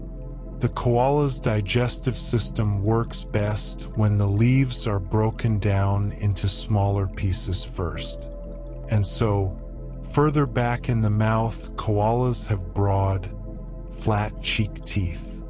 These molars and premolars are designed for grinding, for crushing those tough leaves into a pulpy mass that the stomach and intestines can more easily process. Watch a koala eating if you ever have the opportunity, and you will see this two-stage process in action. The quick snip of the incisors, the slow, circular motion of the jaw as the cheek teeth do their work. Clip and grind, clip and grind, a rhythm as old as the koala lineage itself. This dental arrangement is common among herbivores, animals that eat plants. But in koalas, it has been refined specifically for eucalyptus, for leaves that are tougher, more fibrous, more challenging than most. Here is a detail that many people do not know about koalas. A small anatomical feature that makes their feeding more efficient. Koalas have expandable cheek pouches. When a koala clips leaves from a branch, it does not immediately begin grinding them. Instead, it stores the leaf particles in these pouches, soft pockets on either side of the mouth, capable of stretching to hold a surprising amount of material. Once enough leaves have been gathered, the grinding begins. The koala uses its broad cheek teeth to crush the stored material, breaking down the tough fibers. But here is where the pouches become truly useful. The koala can move material from the pouches back onto the grinding surfaces multiple times. Rather than chewing once and swallowing, it can subject the leaves to several cycles of grinding. Each cycle breaks the fibers down further. Each cycle makes the material easier to digest. Think of it as a kind of internal recycling system.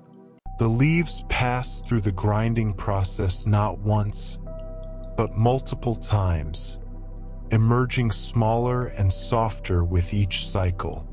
By the time the koala finally swallows, the material has been reduced to a form that the digestive system can handle far more efficiently. This is another example of the koala's commitment to extracting maximum nutrition from minimum resources. Nothing is wasted. Nothing is rushed. Every bite is processed thoroughly, patiently, with the same unhurried dedication that characterizes everything koalas do. When you spend your life eating tough, fibrous material, certain risks arise. Fragments of leaves might go where they shouldn't. Debris might enter places that should remain clear. For an animal that chews as thoroughly as a koala, the danger of inhaling food particles is very real. The windpipe, which carries air to the lungs, sits close to the pathway that carries food to the stomach. In many animals, swallowing and breathing must be carefully coordinated to prevent accidents. Koalas have developed a special adaptation to address this challenge. They possess unique structures called velar folds in their soft palate. The soft palate is the flexible tissue at the back of the roof of your mouth. In koalas, this area includes specialized folds that act as barriers, preventing leaf debris from entering the windpipe while the koala is chewing. These velar folds work automatically, without conscious effort from the koala. As the koala grinds its food, as tiny particles swirl through the mouth, the folds deflect any debris away from the airway. They are like tiny guards, stationed at a critical junction, ensuring that only air passes into the lungs. It is a small feature easily overlooked, but without it, koalas would be at constant risk of choking on their own food. The velar folds are yet another example of how thoroughly evolution has prepared koalas for their specialized diet. Every challenge has been met. Every risk has been addressed. The koala's body is a masterpiece of design, crafted for a life of eating eucalyptus leaves and nothing else. Now let us move away from eating and explore another aspect of koala anatomy, one that relates to keeping clean. Look closely at a koala's hind feet, and you will notice something unusual. On each hind foot, two of the toes are fused together. At first glance, this might seem like a defect, an error in development. But look more closely, and you will see that these fused toes serve a very specific purpose. From the joined toes emerge two separate claws, positioned close together, running parallel to each other. Together, these twin claws function like a comb. This is the koala's built-in grooming tool, a device for maintaining that thick, dense fur we discussed earlier. The koala can draw these fused toes through its coat, using the double claws to separate hairs, remove tangles, and keep everything in order. It is a clever solution to a real problem. Koala fur is wonderfully thick, but thick fur can trap debris, can become matted. It can harbor unwanted pathogens parasites and pests that would love nothing more than to make their home in such a warm, protected environment. The grooming claw addresses all of these concerns. And unlike an external comb, it can never be lost or forgotten. It is always available, attached permanently to the koala's own body, ready to use whenever grooming is needed. Let us spend a moment more with these remarkable fused toes, for their importance cannot be overstated. The grooming claw is not a luxury for koalas. It is a necessity. That dense, woolly fur requires regular maintenance. Without proper care, it would quickly become a liability rather than an asset. Matted fur loses its insulating properties. Dirty fur cannot repel water effectively, and parasites, if allowed to multiply unchecked, can cause genuine harm. And so koalas groom themselves regularly, using those fused toes to comb through their coats. Picture a koala now, settled comfortably in the fork of a tree after a meal. The day is warm. There is no immediate need to move. And so the koala begins its grooming routine, lifting one hind foot, reaching up with surprising flexibility, drawing the twin claws through the fur of its chest, its belly, its flanks. The motion is slow, methodical. There is no urgency. The koala works through section after section, removing any debris that has accumulated, checking for parasites, keeping everything clean and orderly. This behavior serves practical purposes, certainly, but perhaps it also serves a psychological function. Grooming is calming for many animals. The repetitive motion, the focus on the body, the simple satisfaction of maintaining oneself. These things bring a kind of peace, and peace is something koalas know well. We have spoken often of koalas as tree dwellers, as creatures of the canopy.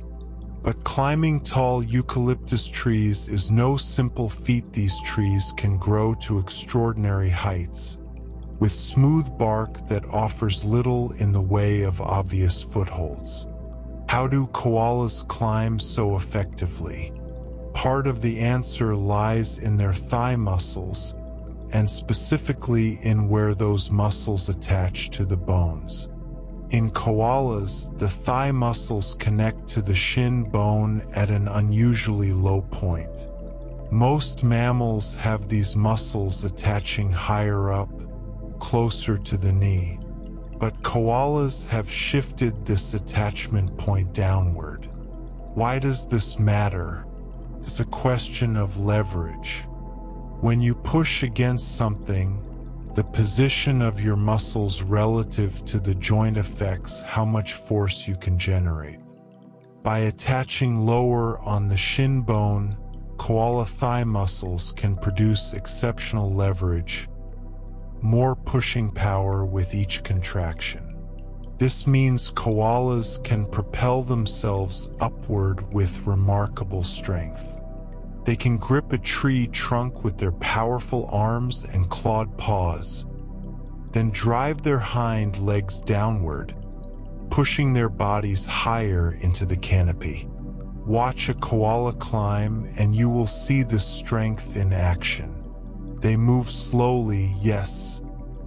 Everything a koala does is slow, but there is power behind that slowness.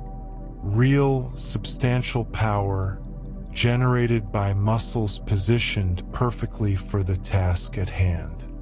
It is another example of how every part of the koala has been shaped for its particular way of life. Even the attachment points of muscles have been optimized over millions of years of evolution. And finally, let us consider one more climbing adaptation, one that operates at a scale almost too small to see. The pads on a koala's paws are covered with tiny projections called papillae. These papillae are extremely small, visible only under magnification. But their effect is significant. They create texture on the surface of the paw pads, increasing friction when the paw presses against bark. This is essential for climbing. Eucalyptus bark can be smooth, can be wet with rain. It can be oily with the natural resins that eucalyptus trees produce.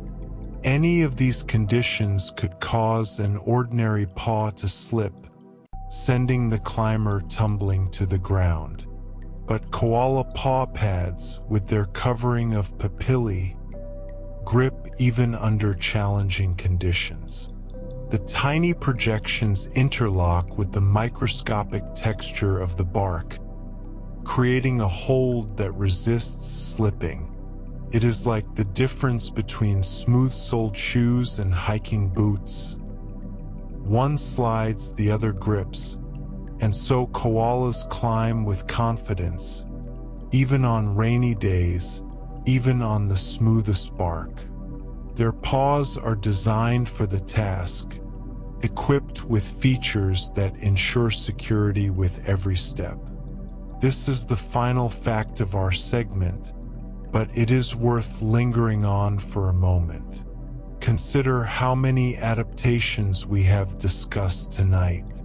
The specialized genes, the sensitive nose, the precisely shaped teeth, the cheek pouches, the velar folds, the grooming claws, the muscle attachments, and now the papillae on the paw pads.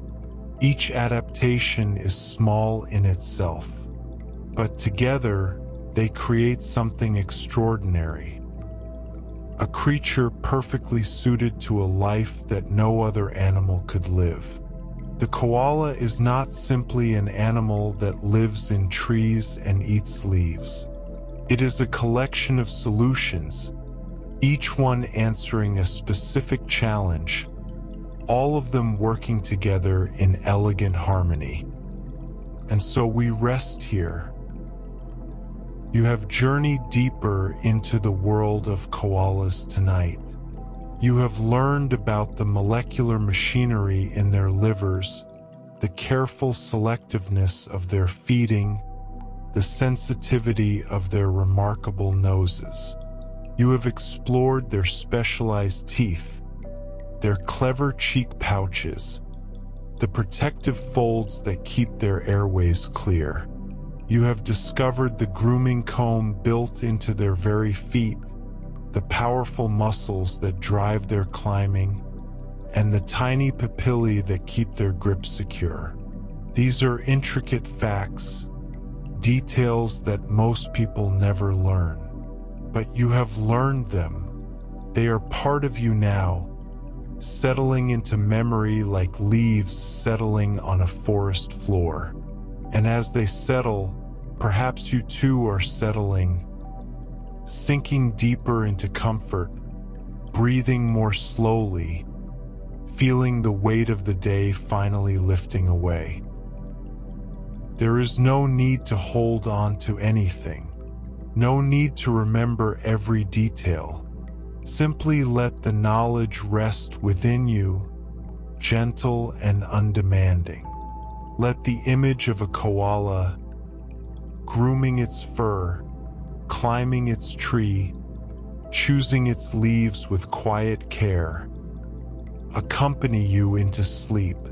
More facts await whenever you are ready for them. But for now, there is nothing to do, nowhere to be, only rest, only peace, only the soft, slow breathing of sleep approaching. Let it come, welcome it, and know that you are safe, comfortable, and exactly where you need to be. The night continues softly around you. Perhaps hours have passed since we began. Perhaps only moments. Time moves differently in this space, flowing like a slow river, carrying you gently toward rest. If you have been sleeping, that is beautiful. Your body knows what it needs. If you have been listening, drifting in the comfortable space between waking and dreams, that is beautiful too. However you have arrived at this moment, you are welcome here. Here we will explore some of the most tender aspects of koala life. We will learn about joeys, those tiny, precious babies that begin life smaller than a grape. We will discover how mothers protect and nurture them, and we will listen to the surprising sounds koalas make to communicate with one another. These are facts about family, about connection, about the quiet ways that even solitary creatures maintain bonds with others of their kind. Breathe slowly now. Let your body soften. And when you are ready, let us continue. We begin with beginnings, with the miracle of new life in the koala world. Baby koalas are called joeys. This is the same name given to baby kangaroos and baby wombats, to all baby marsupials, in fact. It is a word that carries warmth, that speaks of smallness and vulnerability and the tender care that young creatures require. When a koala joey is born, it is almost impossibly tiny. Picture something the size of a jelly bean, a kidney bean, no larger than a grape. That is the size of a newborn koala. It weighs less than a gram. It is hairless, blind, its ears not yet formed into anything recognizable. Its limbs are barely developed, mere buds suggesting the arms and legs that will one day carry it through the treetops. And yet, despite this extreme underdevelopment, the newborn joey must accomplish something remarkable. It must climb. From the moment of birth, the tiny creature begins a journey from the birth canal to the mother's pouch.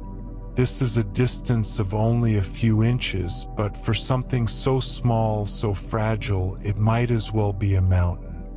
The joey uses its slightly more developed front limbs to pull itself through the mother's fur, following instinct alone, seeking the warmth and safety of the pouch.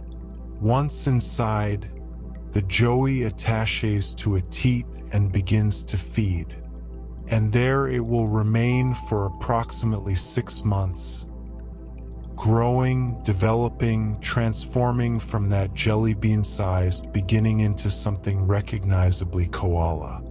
When it finally emerges from the pouch, the joey does not immediately venture out on its own.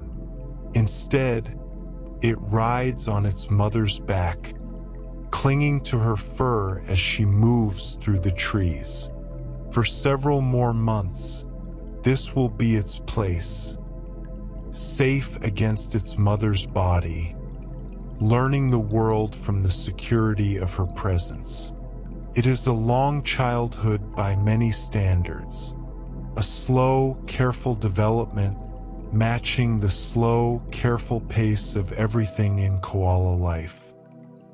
Let us consider the pouch itself now, for it is a remarkable structure. And in koalas, it has a design that might seem surprising at first. The female koala's pouch opens toward the rear of her body, faces backward, in other words, rather than forward like the pouches of kangaroos. At first, this might seem inconvenient. Wouldn't a forward-facing opening be easier for the joey to enter? Wouldn't it be simpler for the mother to check on her baby if the pouch opened toward her face? But consider how a koala spends her time. She climbs. She moves through trees, often ascending trunk after trunk, pushing upward through branches, navigating the complex architecture of the eucalyptus canopy. All of this movement stirs up debris, bits of bark, fragments of leaves, dust and dirt from the tree surfaces. A forward-facing pouch would be constantly exposed to this debris. Particles would fall directly into the opening, potentially harming the delicate joey inside. But a backward-facing pouch is protected. As the mother climbs upward, the opening faces away from the direction of travel. Debris falls past it rather than into it. This simple orientation, this backward-facing design, keeps the joey safer. It is yet another example of how koala bodies have been shaped by the demands of their arboreal lifestyle. Even the direction a pouch opens has been optimized over millions of years of evolution. The joey, curled inside that warm, protected space, knows nothing of these design considerations. It knows only safety.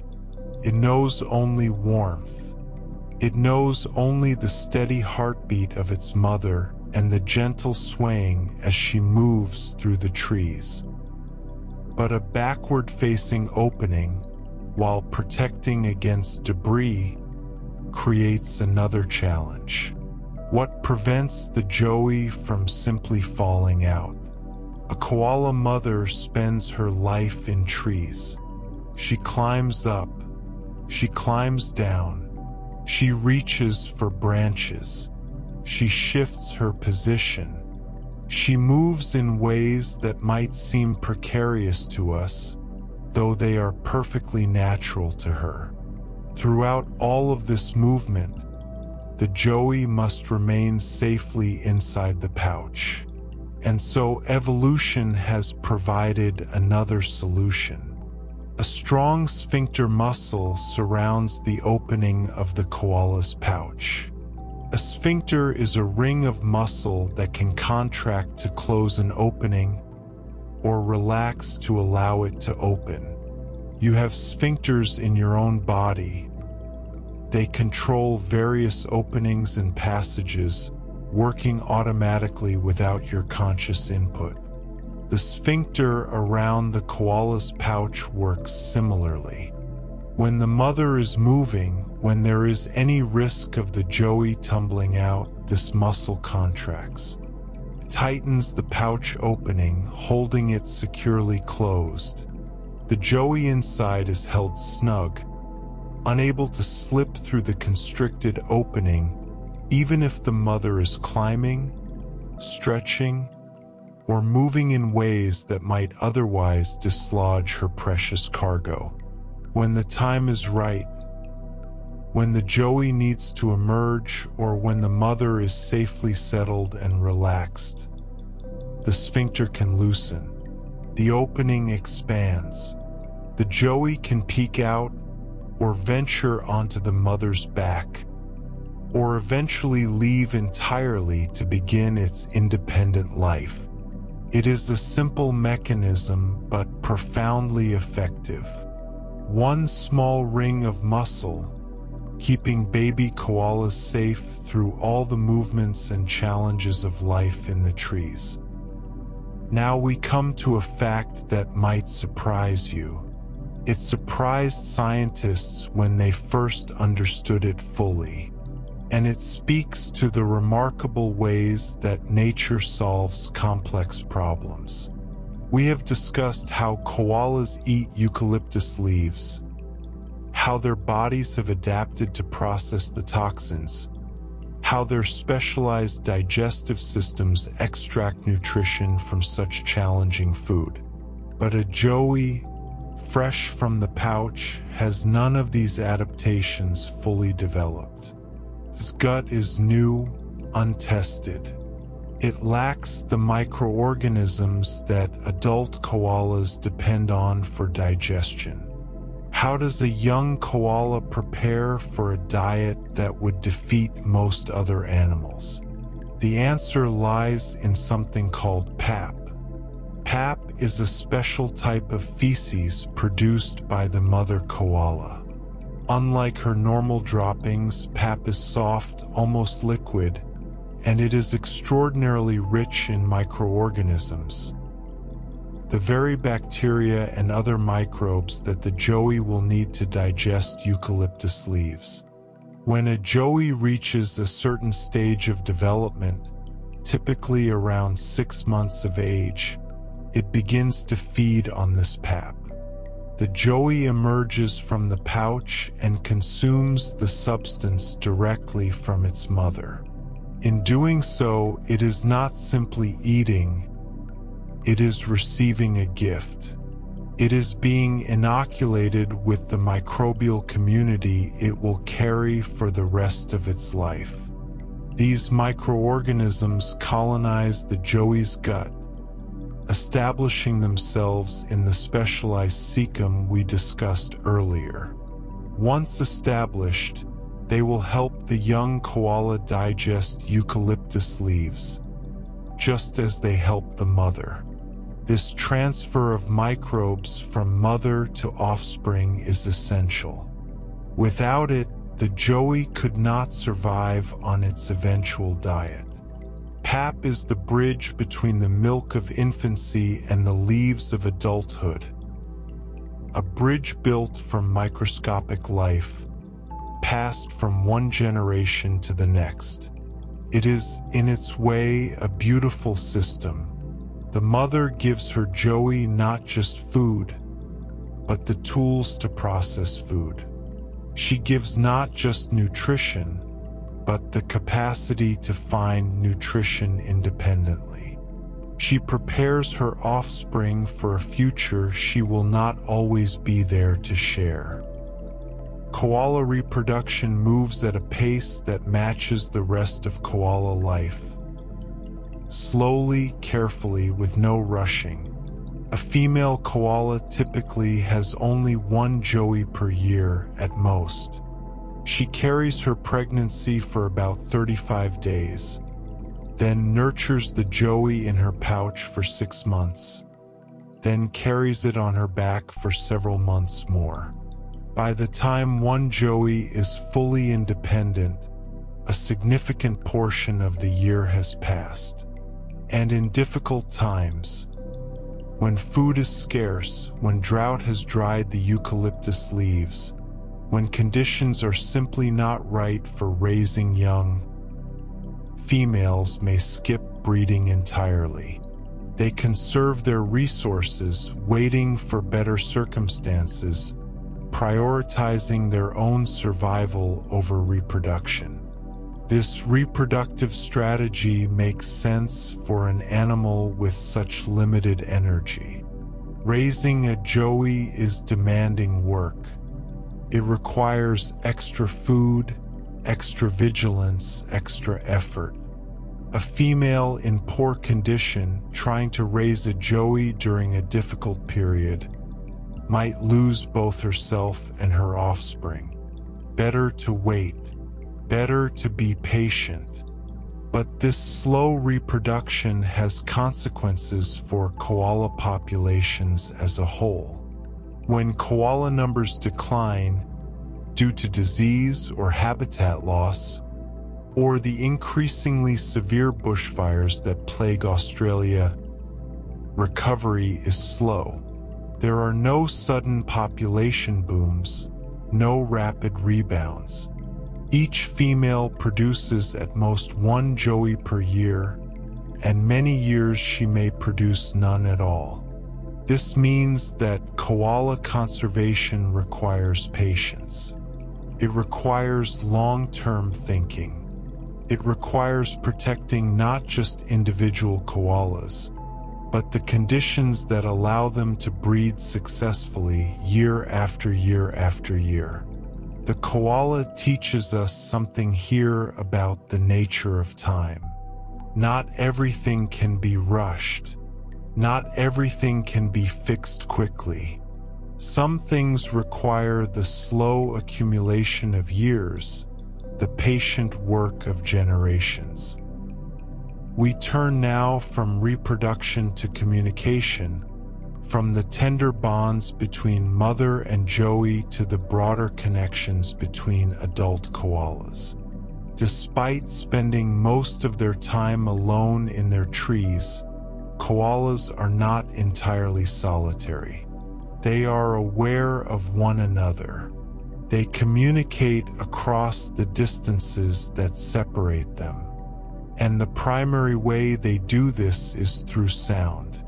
Koalas bellow. This might seem surprising for such apparently peaceful creatures. But deep in the Australian night, or sometimes during the day, male koalas produce calls that carry remarkable distances through the forest. These are not the gentle coos or soft murmurs you might expect. They are deep, resonant bellows, sounds that seem to come from a much larger animal. Males use these bellows for two main purposes. First, to attract females. A bellowing male is advertising his presence, his location, his availability. Females listening in the darkness can assess potential mates by the quality and characteristics of their calls. Second, to deter rivals. The bellow is a warning to other males, a declaration of presence, a claim on territory, a statement of strength. Other males, hearing the call, must decide whether to challenge the caller or to keep their distance. This vocal communication allows koalas to maintain their social structure without constant physical interaction. They can live separately, each in their own trees, while still remaining connected through sound. The forest becomes a web of acoustic signals, each koala aware of its neighbors, each one calling and listening in the darkness. Let us listen more closely to the male koala's bellow, for it is a remarkable sound, one that has surprised many who hear it for the first time. The call is often described as pig-like. It has a snorting, grunting quality, punctuated by deeper resonant tones. It is loud, surprisingly loud for an animal that spends most of its time in quiet rest. And it carries over long distances, traveling through the forest to reach the ears of koalas in distant trees. But the most striking feature of the bellow is its depth. The sound is much lower, much more resonant than you would expect from an animal of the koala's size. Scientists have studied this phenomenon and discovered something fascinating. Koalas possess an extra pair of vocal folds, structures in the throat that are not found in most other mammals. These additional folds allow koalas to produce sounds at frequencies that would normally require a much larger body. When a koala bellows, these specialized vocal folds vibrate at low frequencies, creating that deep, resonant tone. The sound suggests an animal far larger than the koala actually is, perhaps an evolutionary advantage when trying to intimidate rivals or impress potential mates. It is one of nature's acoustic tricks. A small animal producing a big sound. A peaceful creature capable of surprising volume when the occasion demands. If you ever hear a koala bellow in the wild or in a recording, you will understand why it surprises people. It seems impossible that such a sound could come from such a creature, and yet it does, night after night, echoing through the eucalyptus forests of Australia. Each male koala's bellow is unique. Just as human voices carry individual characteristics, timbre, pitch, rhythm, qualities that allow us to recognize friends and family by sound alone, koala bellows contain what scientists call acoustic signatures. These signatures are like vocal fingerprints. They encode information about the caller's identity, allowing other koalas to recognize specific individuals without ever seeing them. This recognition serves an important purpose. When a male koala hears a bellow in the night, he can identify who is calling. If it is a familiar rival, one whose strength and status are already known, the listening male can make an informed decision about how to respond. Perhaps this caller is dominant, and the listener should avoid confrontation. Perhaps this caller is weaker and could be challenged. Perhaps this caller is an equal, requiring caution. Without these acoustic signatures, every bellow would be a mystery. Every call would require investigation, potentially leading to unnecessary confrontations. Energy would be wasted on encounters that could have been avoided. But with individual recognition, koalas can navigate their social landscape efficiently. They can conserve their precious energy, avoiding fights they cannot win, asserting themselves only when the odds are favorable.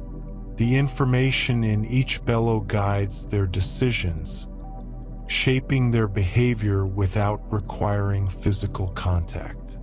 It is a sophisticated system, far more complex than you might expect from animals that seem, at first glance, to do little but sleep and eat. Behind those calm eyes, behind that apparent simplicity, lies a rich social intelligence. While male koalas fill the night with their bellows, females are comparatively quiet. This does not mean female koalas are silent. They do vocalize, but their calls are fewer, softer, less frequent than the dramatic bellows of the males. A female koala might squeak when distressed, a sharp, high sound that signals alarm or discomfort. She might call to her joey with gentle sounds that maintain contact when the youngster ventures a short distance away. These are communications of necessity, of care, of immediate need.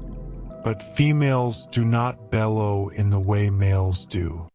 They do not fill the forest with their voices, announcing themselves to all who might be listening.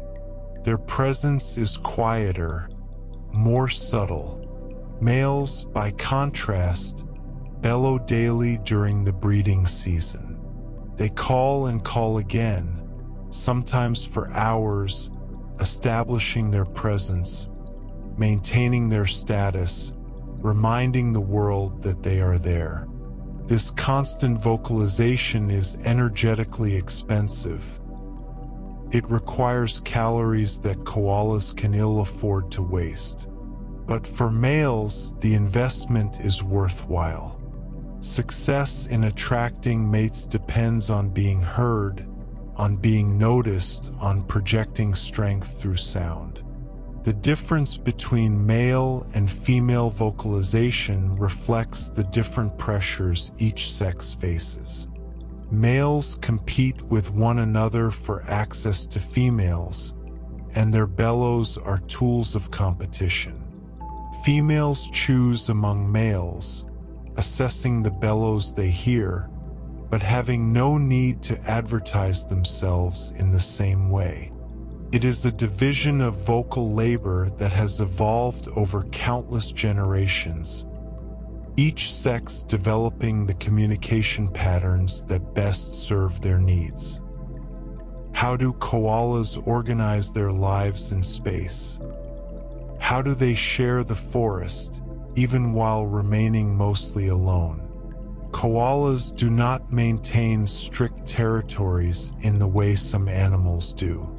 They do not patrol boundaries, do not aggressively defend exclusive zones, do not treat every incursion by another koala as a challenge to be repelled.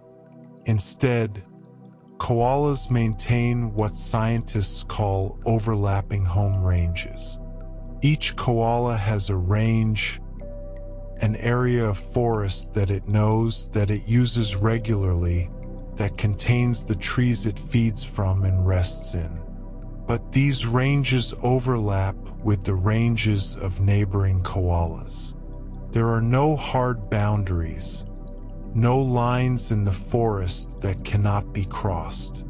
This might seem like a recipe for conflict. Multiple koalas using the same areas, eating from the same trees. But conflict is rare because koalas have found ways to share. Within these overlapping ranges, certain trees become what researchers call population trees. These are trees that multiple koalas visit, trees where paths cross, where individuals might encounter one another. When interactions occur, they typically happen here, in these shared spaces that serve as common ground. Koalas visiting population trees are aware of one another. They may have heard each other's calls. They may recognize each other's scent marks on the bark. When they meet, they generally do so without violence, each koala knowing its place in the local hierarchy, each one behaving according to established patterns.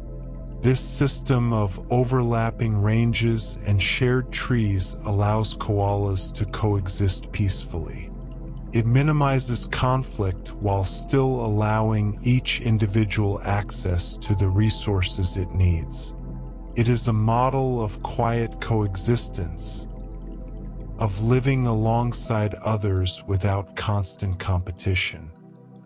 And so we rest here.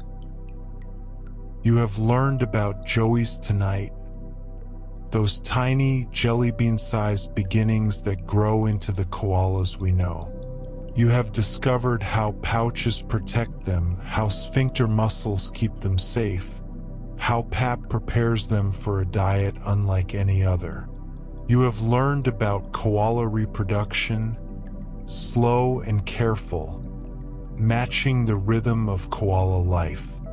And you have listened to the sounds koalas make, the deep bellows of males, the quieter calls of females, the acoustic signatures that allow recognition across distances. Finally, you have glimpsed how koalas share their world, overlapping ranges, population trees, a system of peaceful coexistence that requires no borders and no conflict. These facts have carried you further into the night. They have accompanied you on this journey toward rest. And now, as this segment ends, you are invited to drift deeper still. Think of a mother koala, her joey safe in her pouch, the night quiet around them. Think of the forest, full of koalas that know one another by sound and scent, sharing the trees without strife. Think of the peace that permeates their world, a peace you too can share. Let your breathing slow, let your thoughts soften, Let the koalas rest and let yourself rest with them. More facts await, patient and unhurried, whenever you are ready. But for now, there is only this moment, only this breath, only the gentle slide into sleep. Rest well. The night has deepened around you. The world outside this moment has grown distant, unimportant, fading into the background like a half-remembered dream. Here there is only warmth, only comfort, only the gentle rhythm of words carrying you further into rest. Perhaps your eyes have closed. Perhaps they flutter open now and then drift shut again. Perhaps you are so deeply relaxed that you have lost track of where we are in our exploration. None of this matters. What matters is that you are here, you are resting, and you are welcome. Now, we will explore the social world of koalas more deeply. We will learn how their communities are structured, how young koalas find their place in the world, and how these gentle creatures interact with one another when their paths cross. These are facts about belonging, about leaving home, about the quiet rituals that maintain peace among neighbors. Let your breath slow. Let your body sink deeper into wherever you are resting. And let us continue together. In the last segment, we learned that koalas maintain overlapping home ranges rather than strict territories. But within this seemingly loose arrangement, there is structure. There is order. There is a system that has evolved over countless generations. At the heart of every koala community, you will find adult females. These resident females form the stable core of koala social groups. Each one occupies a home range that she knows intimately. Every tree, every branch, every feeding spot. She has lived in this area for years, perhaps for her entire adult life. She knows which trees offer the best leaves in which season. She knows where to find shade on hot days. She knows the sounds of her neighbors, the scent marks on the familiar trunks. These female ranges overlap with one another, creating a network of shared space. The females are aware of each other, tolerant of each other's presence. They are not exactly friends in the way we might understand friendship, but they are neighbors who have learned to coexist, each one respecting the others, each one finding enough resources within the shared landscape. This female stability provides an anchor for the entire community. While other koalas come and go, the resident females remain. They are the constants, the fixed points around which everything else revolves. Picture a eucalyptus forest now, quiet in the fading light of evening. In tree after tree, a female koala rests in her accustomed spot. Each one knows her place. Each one belongs. And in this belonging, there is peace. While adult females form the stable core, young males live very different lives. They are transients, wanderers, seekers, koalas in search of a place to call their own. When a male koala reaches maturity, he cannot simply settle down in the area where he was born. The resident females are there, yes, and the dominant males who have already established themselves. There is no room for a newcomer, no vacancy in the existing social order. And so the young male must leave. He roams widely, traveling through unfamiliar forest, passing through the ranges of koalas he does not know. He is searching for something precious, an unoccupied range, a gap in the social landscape where he might establish himself. This search can take months, can take years. The young male moves from area to area, assessing each one, looking for opportunity. Sometimes he finds other transient males, other young wanderers on similar journeys. Sometimes he encounters established residents who drive him away with bellows and threats. Eventually, if he is fortunate, he finds a place, a stretch of forest where no dominant male holds sway, a collection of trees where he can begin to leave his own scent marks, to make his own bellow heard, to become a resident himself. This pattern, stable females and transient males, creates what scientists call a fluid social structure. The community is always changing, always shifting, as young males leave and new ones arrive. And yet, underneath this movement, the female core remains constant, providing stability through all the flux. Here is something tender and complex about koala family life. When a female koala raises a daughter, she is relatively tolerant of that daughter's continued presence.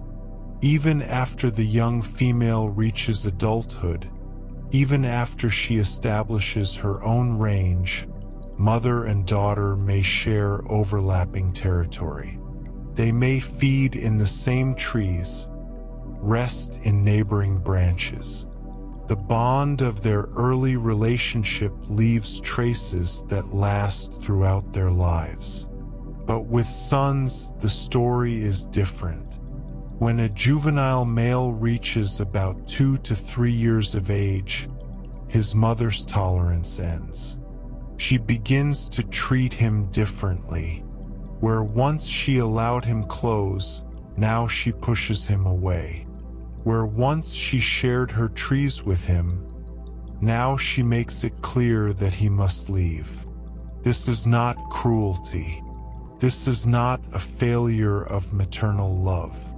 This is biology doing what biology does, preventing inbreeding, ensuring genetic diversity, protecting the health of future generations.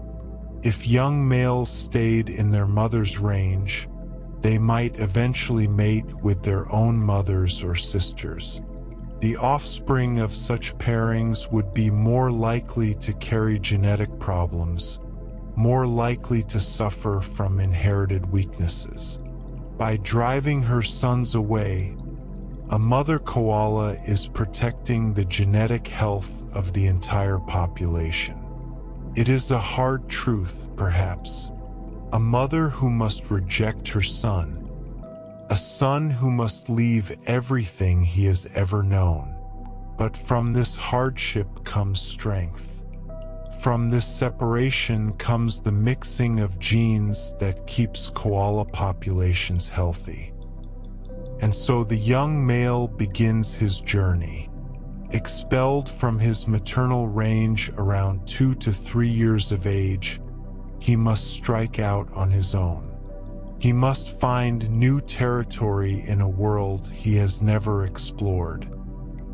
He must survive without the protection of his mother, without the familiarity of home. This dispersal can carry a young male remarkable distances. Scientists have documented journeys spanning tens of kilometers, far further than a koala might travel in ordinary circumstances, far beyond the boundaries of any single home range. These journeys are dangerous. On the ground, koalas are vulnerable. They are slow, they are conspicuous, they are far from the safety of the trees. Predators, vehicles, dogs, all pose threats to a dispersing male. Many do not survive the journey. Many never find the unoccupied range they seek. But those who do survive carry their genes to new populations. They bring genetic diversity to communities that might otherwise become inbred. They connect distant groups of koalas, creating bridges of heredity that span the landscape. The young male does not know any of this, of course. He knows only the instinct that drives him forward, the need to find a place of his own, the hope of eventually settling down to a life of rest and routine. And when he finally finds such a place, when he finally becomes a resident rather than a wanderer, he will begin to bellow. He will begin to leave his scent marks on the trees. He will become part of the stable structure he once disrupted, ready to greet the next generation of transient males with the same wariness that once greeted him. When koalas encounter one another, whether resident females crossing paths, or transient males meeting established ones, or any other combination, how do they greet each other? How do they assess a stranger without immediately resorting to conflict? The answer is surprisingly gentle. Koalas greet unfamiliar individuals with nose-to-nose bumps. Picture two koalas, high in adjacent branches, aware of each other's presence. They move slowly closer, as koalas always do. There is no rushing. There is no sudden aggression. Instead, they approach until their noses nearly touch, and then softly they make contact. This brief touch is rich with information.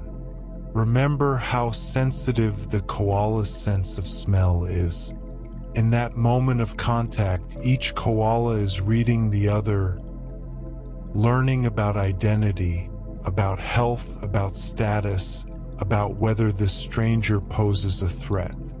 It is a low-aggression ritual, a way of gathering information without committing to conflict.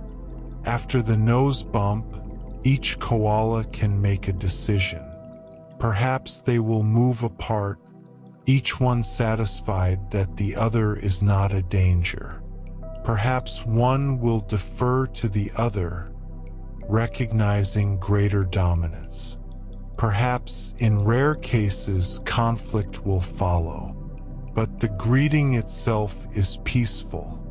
It is an offering of information, a moment of mutual assessment. Says, in effect, let us learn about each other before we decide how to proceed.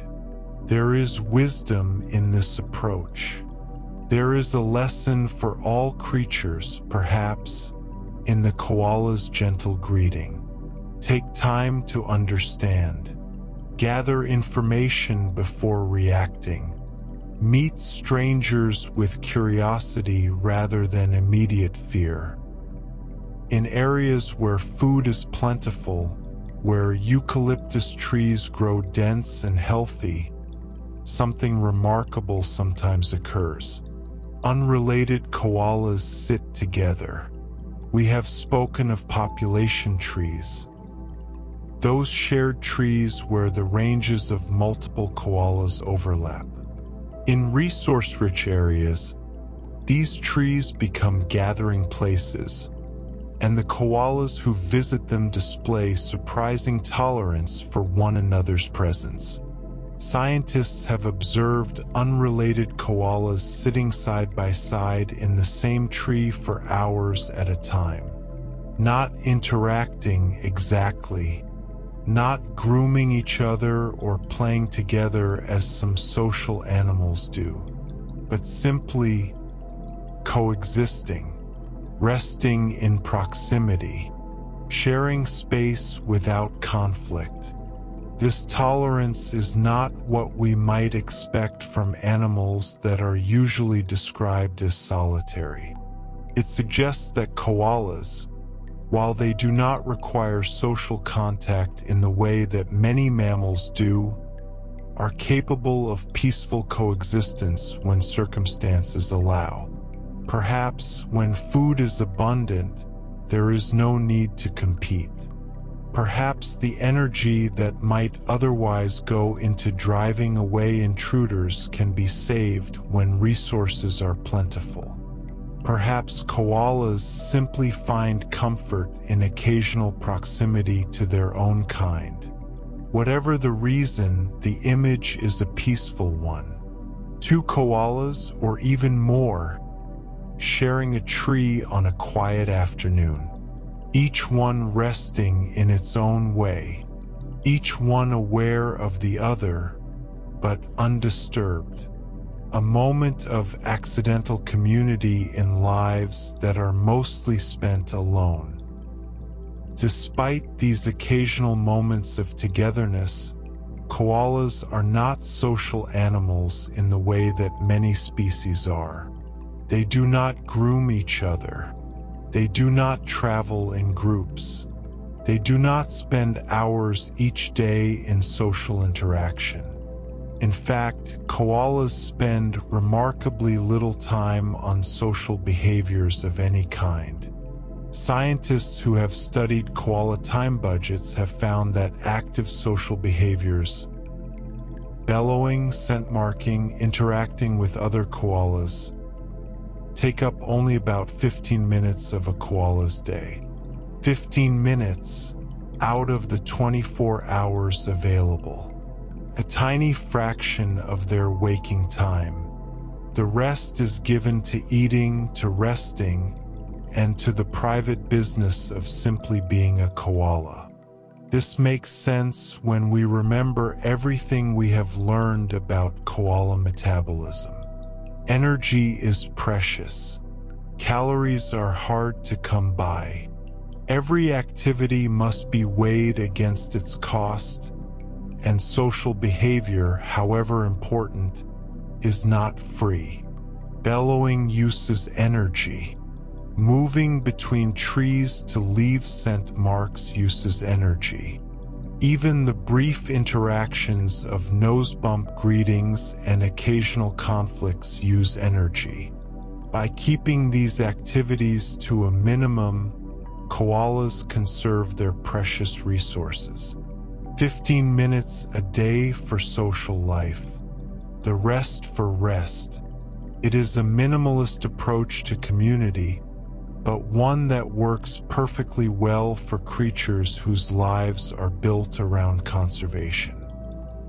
When a dominant male koala wants to advertise his presence, he does not rely on bellowing alone.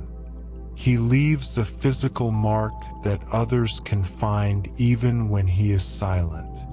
On the chest of every male koala, there is a scent gland. This gland produces a strong-smelling secretion, a chemical signature unique to each individual, and dominant males use this gland deliberately, rubbing their chests against tree trunks to leave visible, smellable evidence of their presence. These sternal scent marks are more than just chemical signals. They actually stain the bark. Where a dominant male has rubbed, you can see a dark smear, a physical trace that advertises. A powerful male uses this tree. Powerful male claims this space. Any challenger should think carefully before proceeding. These marks persist long after the male has moved on. They remain on the tree, slowly fading over time, but serving as constant reminders of the male's dominance. Other koalas passing by can read these marks, learning who has been here, how recently, how strongly he advertises his presence. For a transient young male, coming across such marks sends a clear message. This territory is claimed. This area has a resident. Proceed with caution, or perhaps find somewhere else. The forest becomes a landscape of invisible boundaries, marked not by fences or walls, but by smell and stain.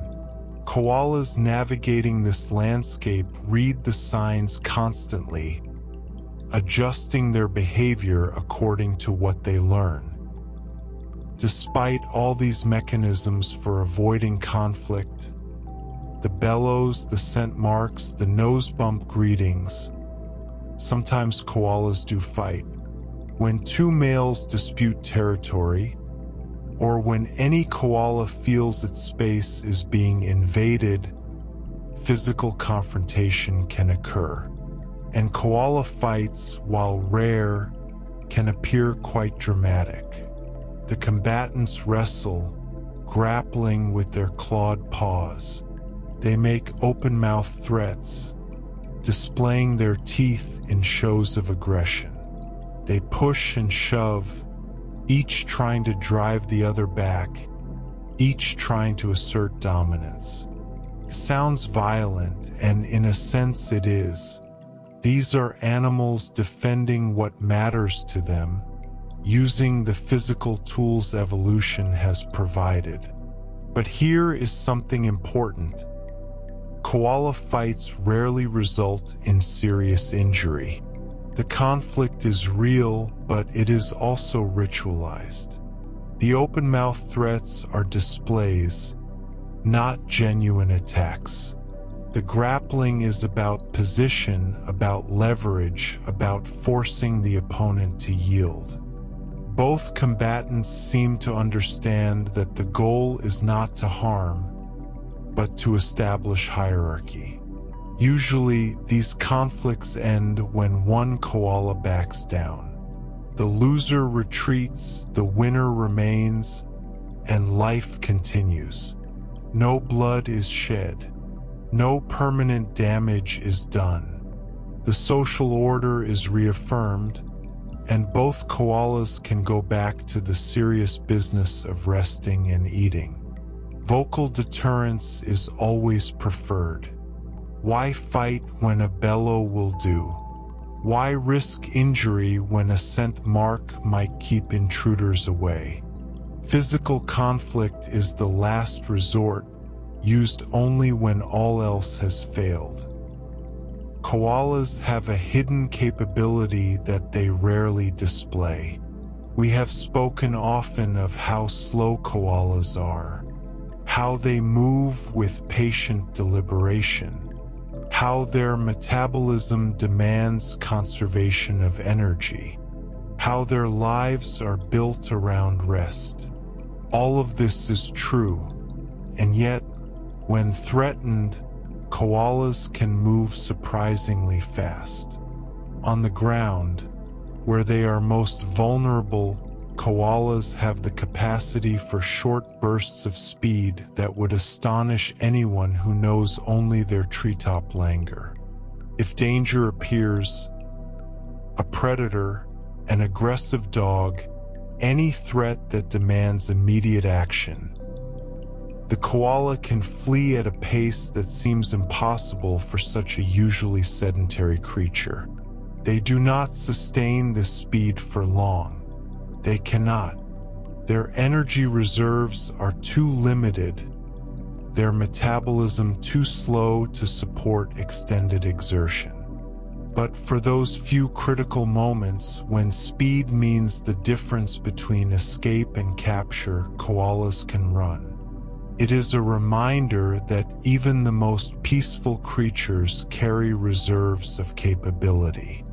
Even the most restful animals can act when action is required. The koala's slowness is a choice, a strategy, an adaptation to circumstance. But when circumstances change, the koala can change with them. And then, once the danger has passed, once safety has been reached, the koala returns to its natural rhythm. Slow, patient, unhurried, the burst of speed becomes a memory, and the endless, peaceful rest resumes. You have traveled deeper into koala society tonight. You have learned how resident females anchor their communities, how transient males wander in search of home.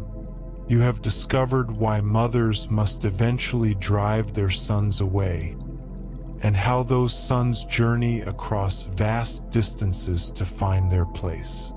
You have witnessed the gentle greeting of nose-to-nose contact, the surprising tolerance of koalas sharing trees. You have learned how little time koalas spend on social life and how much they invest in rest. You have seen the dark stains of scent marks on bark and understood the ritualized nature of koala conflict. And you have learned that even the slowest creature can find speed when survival demands it. These facts have carried you further into the night. The world outside grows quieter still. The time for sleep, if it has not already taken you, draws ever nearer. Think now of a young male koala, his wandering done, finally settling into a range of his own. Think of the peace that comes when the search is over, when the journey ends, when home is finally found. That peace is available to you as well. You have found this moment. You have found this rest. You are home.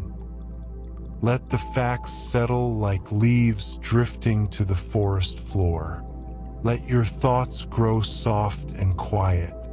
Let the image of koalas, resident and transient, greeting and resting, slow and occasionally swift, accompany you gently into dreams. More awaits, as always, whenever you are ready.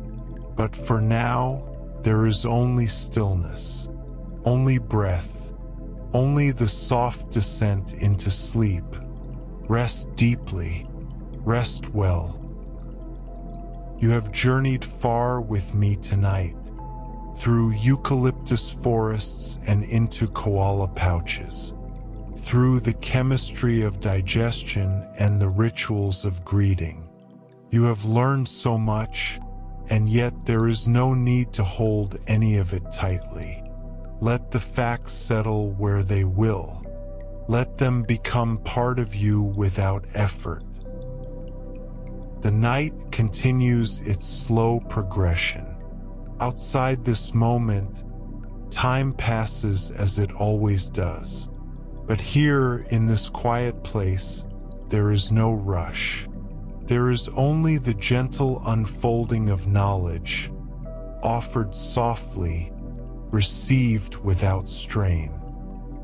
In this segment, we will explore the koala's mind. We will learn about their brain, its unusual shape, its protective cushioning, the way it develops in newborn joeys. These are intimate facts, facts about the very organ that makes a koala who it is. And they reveal, as all our facts have, how beautifully adapted these creatures are to their quiet lives. Let your breathing deepen. Let any remaining tension drift away, and let us continue.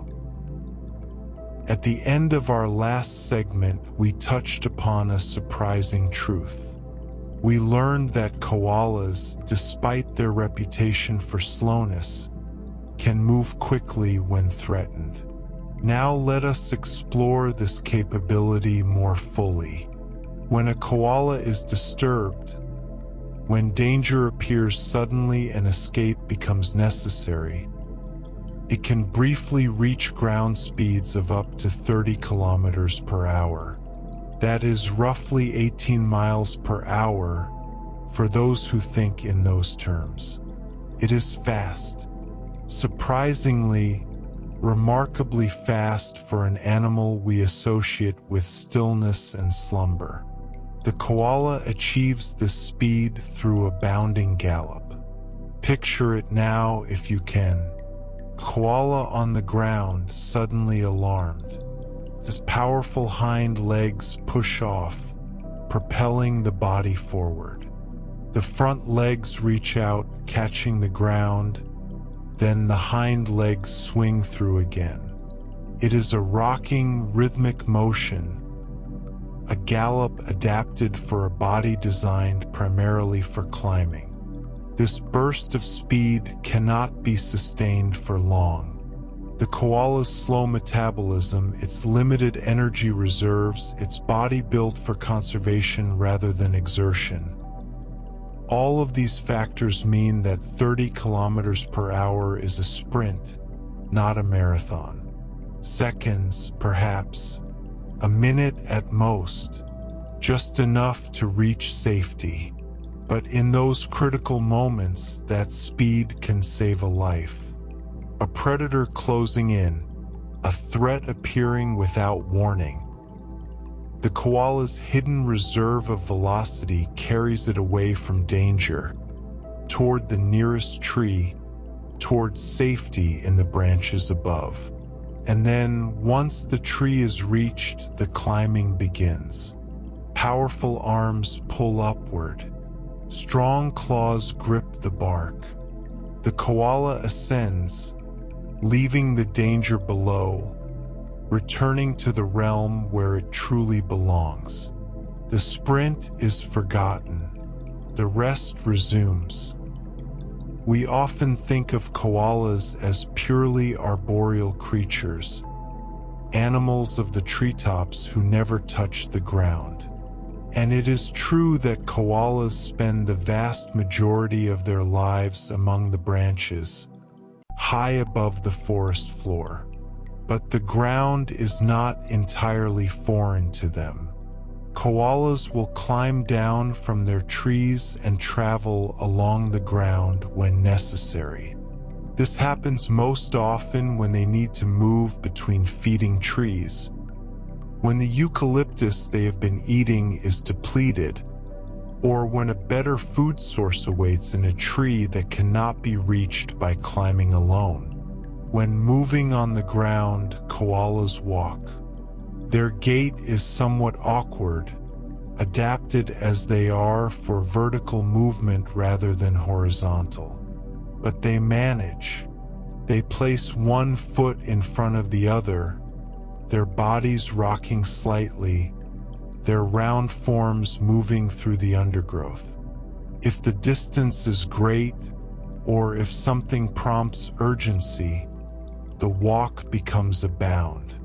That galloping motion we just described, the rocking sprint that can carry them at surprising speeds. But usually, when no threat is present, koalas simply walk. Slowly, patiently, crossing the ground as efficiently as they can before climbing once more into the safety of the trees. These ground journeys are vulnerable moments. On the forest floor, koalas are exposed. They are away from their element, visible to predators, slower than many threats they might encounter. This is why ground travel is kept to a minimum. This is why koalas choose trees close together when possible, minimizing the distance they must cover in the open. But when the journey is necessary, the koala makes it. One patient step at a time, or one bounding gallop when speed is required. Always moving toward the next tree. Always seeking the safety of the branches. Now we turn inward to explore something we cannot see from the outside. We turn to the koala's brain. Koalas have a relatively small brain for their body size. This might sound like a criticism, but it is nothing of the sort. It is an adaptation, as elegant and purposeful as any other feature we have discussed. And like so many koala adaptations, it relates to their fundamental challenge: extracting enough energy from a diet that provides very little. The brain is an energy-hungry organ. In humans, the brain consumes roughly 20% of our daily calories, despite accounting for only about 2% of our body weight. It is expensive to operate, demanding a constant supply of fuel to perform its countless functions. For a koala living on low-energy eucalyptus leaves, a large, metabolically demanding brain would be a liability. There simply would not be enough fuel to power it properly. And so, over millions of years, koalas have evolved brains that are smaller, that demand less, that fit within the strict energy budget their diet allows. This does not mean koalas are unintelligent. Intelligence is difficult to measure across species, and the behaviors we have discussed, the selectiveness in choosing leaves, the social navigation, the survival strategies, all suggest a mind well suited to its needs. What it means is that koalas have found a different balance. A balance that prioritizes survival over cognitive complexity. A balance that allows them to thrive on a diet that would starve most other mammals. The small brain is not a weakness. It is a solution. If you were to look at a koala's brain, you would notice something unusual about its surface. Most mammal brains are covered in folds and wrinkles. These convolutions, as scientists call them, increase the surface area of the cerebral cortex, allowing more neurons to be packed into the limited space of the skull. The human brain, for instance, is deeply folded, its surface crinkled like a walnut. But the koala brain is different. Koala brains are lissencephalic, which means they have smooth surfaces with very few folds. Where other mammal brains are wrinkled and complex, the koala's cerebral hemispheres are gentle and rounded, their surfaces almost serene in their simplicity. Lissencephalic. The word itself sounds smooth, somehow. Lissencephalic. Let it roll softly through your mind. This smooth-brained condition is rare among mammals of the koala size. It is more common in smaller animals, whose brains are naturally less folded, or in certain species with unusual evolutionary histories. For koalas, the smooth brain is another energy-saving adaptation. Fewer folds mean less surface area. Less surface area means fewer neurons. Fewer neurons mean lower energy demands. Everything connects. Everything serves the central imperative of surviving on minimal fuel. The smooth brain does its job. It guides the koala through its days. It processes the scents that reveal which leaves are safe. It navigates the social world of bellows and scent marks. It keeps the koala alive, generation after generation, in a world where every calorie counts. Here is something remarkable about how the koala brain is housed within the skull. Surrounding the brain, there is a fluid-filled space. a cushion of liquid that separates the brain tissue from the bone of the skull. In most mammals, the brain fits snugly within the cranial cavity, with only a thin layer of cerebrospinal fluid for protection. But in koalas, this fluid layer is much more substantial. The brain floats, in a sense, suspended in a protective bath. Scientists believe this unusual arrangement may serve as cushioning. Think about the life of a koala. High in the trees, climbing and clinging, sometimes falling. Eucalyptus branches can break. Balance can be lost. A koala tumbling from a height, or simply misjudging a leap between branches, might strike its head against wood or earth. The fluid surrounding the brain acts as a shock absorber. It distributes the force of impact, protecting the delicate neural tissue from damage. Like a helmet filled with gel, it softens the blows that might otherwise cause injury. This is speculation to some degree. We cannot ask the koalas why their brains are cushioned so thoroughly, but the explanation makes sense, given their arboreal lifestyle. Evolution has provided protection against the inevitable accidents of life in the trees. The brain floats safely within its bath. The koala climbs and rests and sometimes falls, but the precious organ of thought and sensation remains protected, cushioned, safe. Let us consider the proportions more precisely, for they are striking.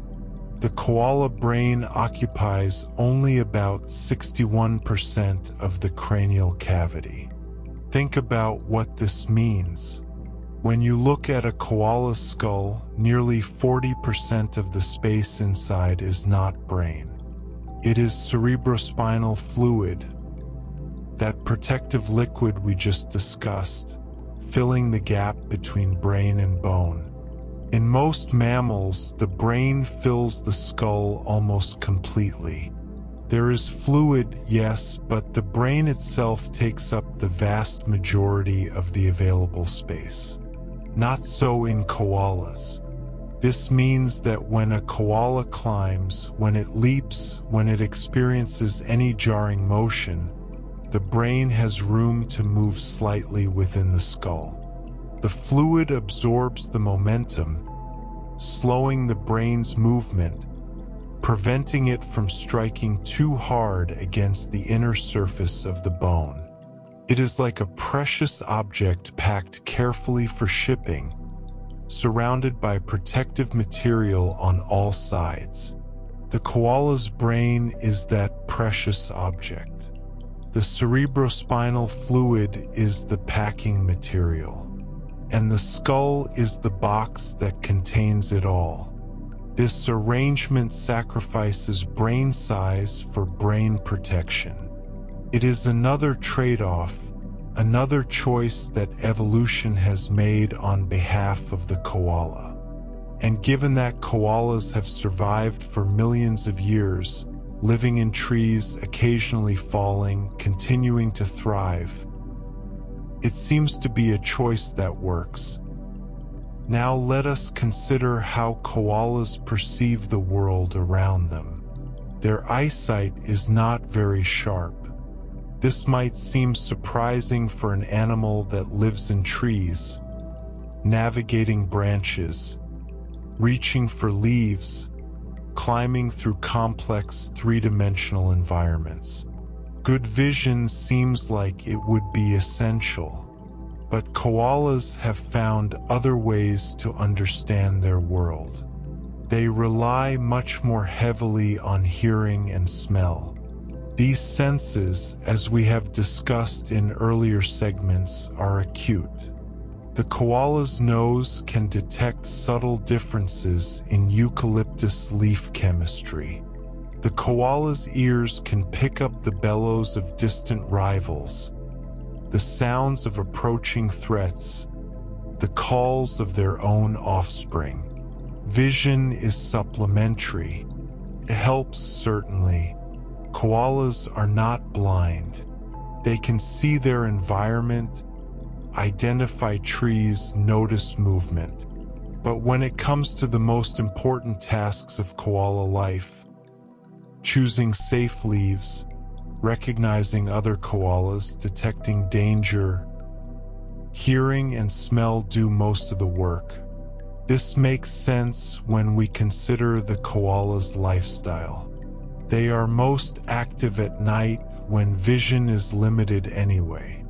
They spend their lives in trees, where smell and sound travel well, and the energy that might go toward maintaining sharp eyesight can be saved, conserved, directed elsewhere.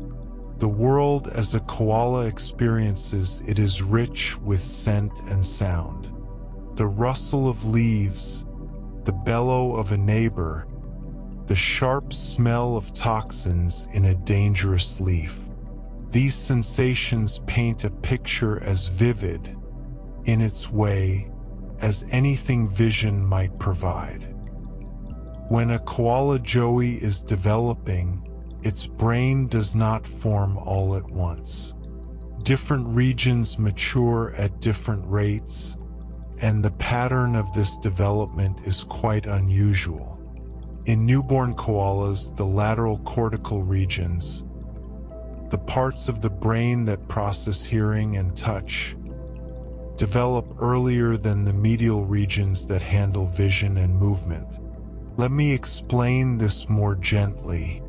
The lateral parts of the brain are on the sides. The medial parts are in the middle. In koala joeys, the sides develop first. The auditory cortex, which processes sound. The somatosensory cortex, which processes touch.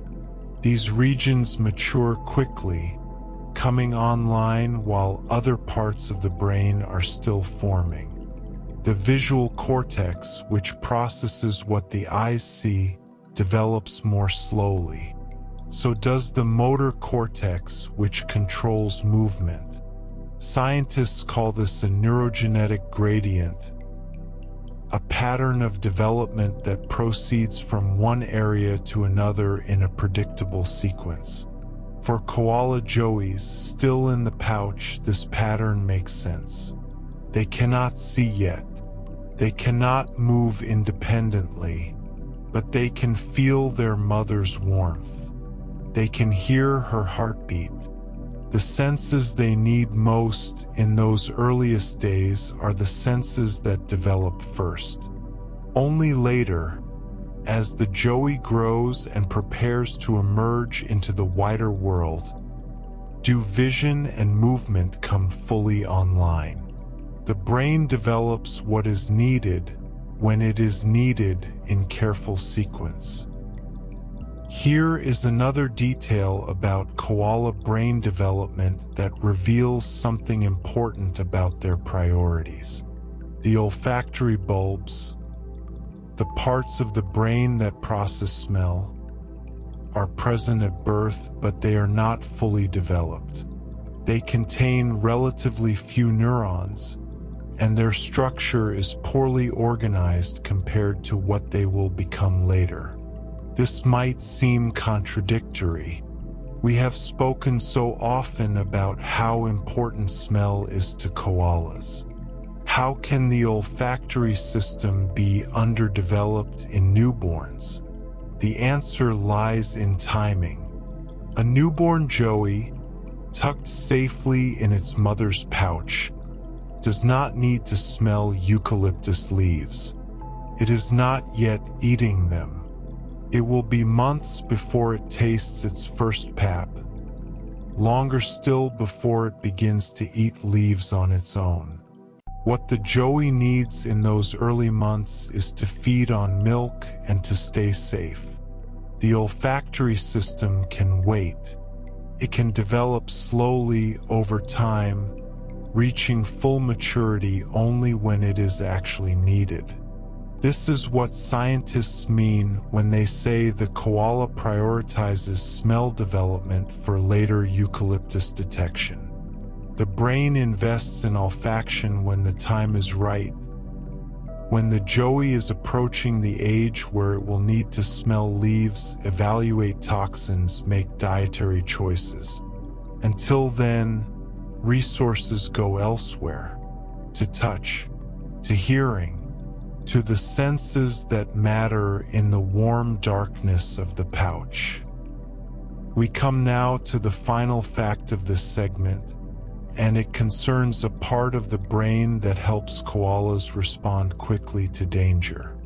Because the koala's cerebral hemispheres are relatively small, certain brain structures that are normally hidden beneath the cortex remain exposed on the surface.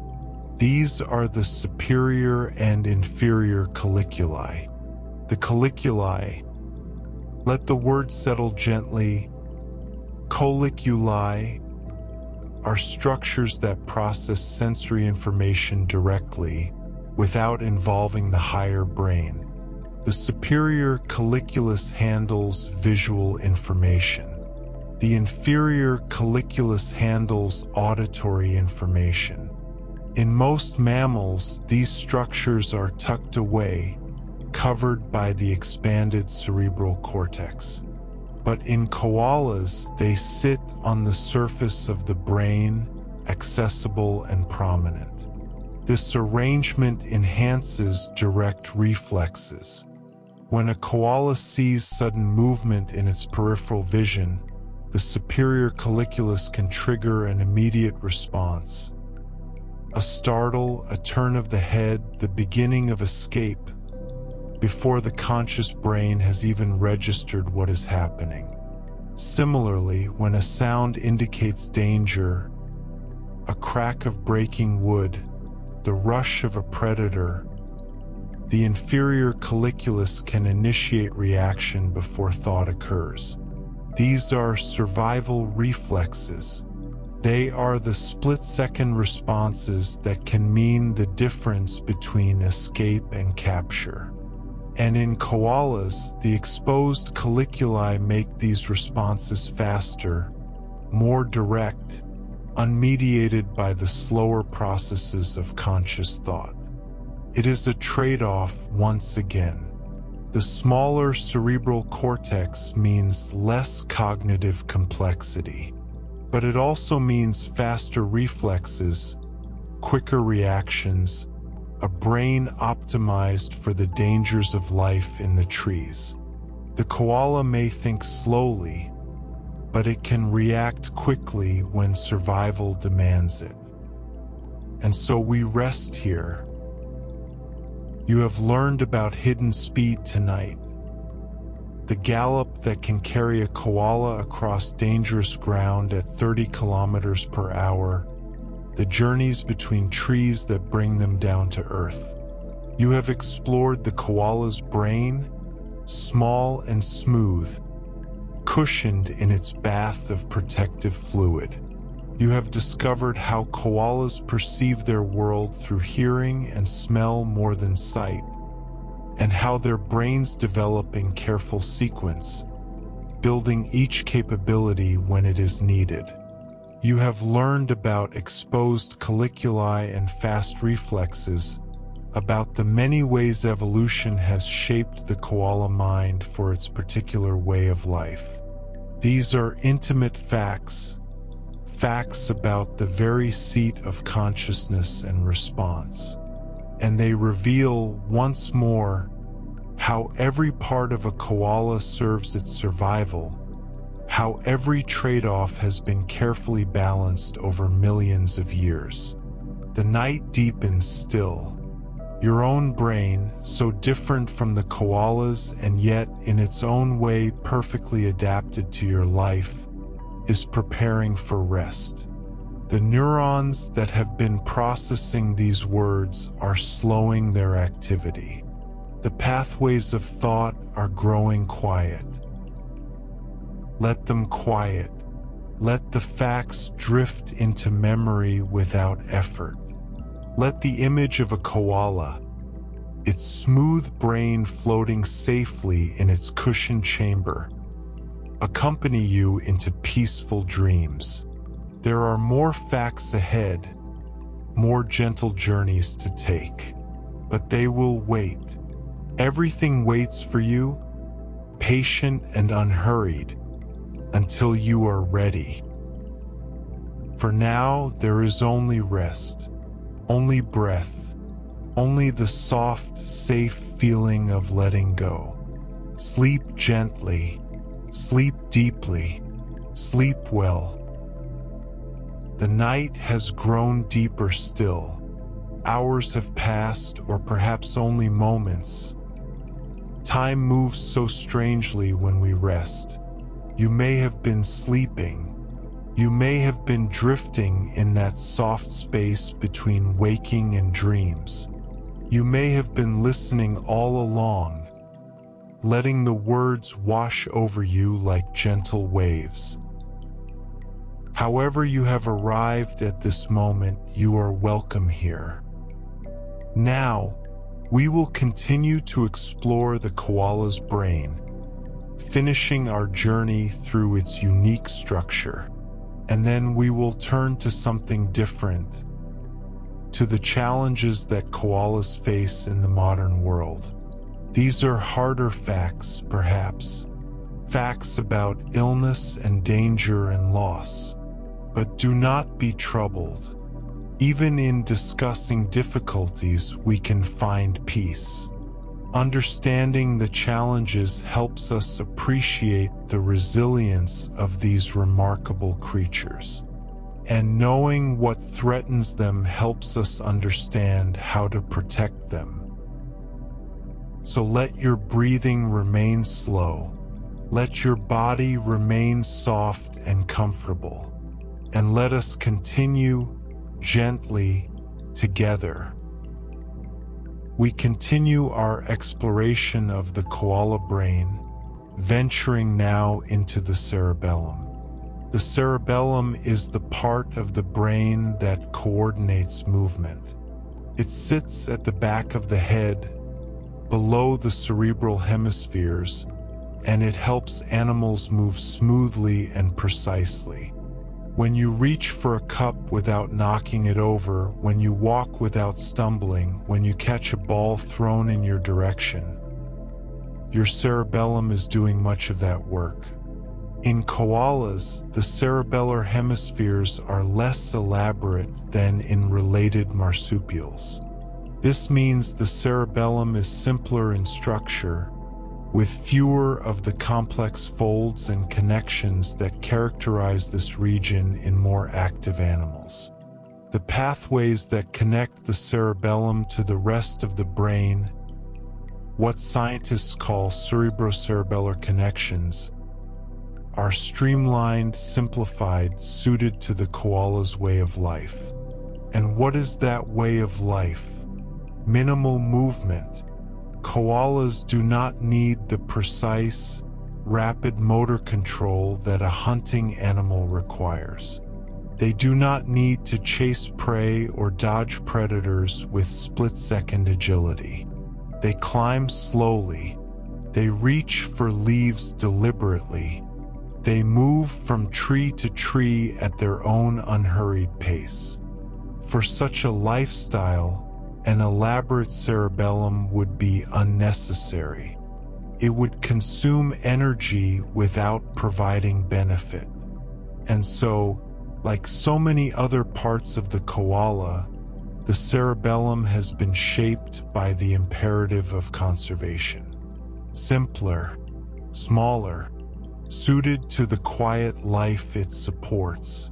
The koala's movements may lack the precision of a cat's pounce or the speed of a monkey's swing through the trees, but they possess their own grace, a slow, deliberate grace perfectly matched to the brain that guides them. Scientists studying the koala brain have identified regions that correspond to the primary sensory areas found in other mammals. There is a region that appears to be the primary somatosensory cortex, processing touch. There is a region that seems to be the primary visual cortex. And there is a region for auditory processing, for hearing. But here is something interesting about how these regions were identified. In most mammals, scientists can map brain areas by recording electrical activity while the animal experiences different sensations. Touch the skin and neurons in the somatosensory cortex fire. Show a visual stimulus and the visual cortex responds. These physiological tests provide direct evidence of which brain regions do what. In koalas, however, these areas have been identified primarily by cellular patterns rather than physiological tests. Scientists have looked at the structure of the brain tissue, the arrangement of neurons, the density of cells, the appearance under a microscope, and used these patterns to infer function. This means our understanding of the koala brain is somewhat indirect. We know these regions exist because they look like the corresponding regions in other animals. But detailed physiological mapping remains limited.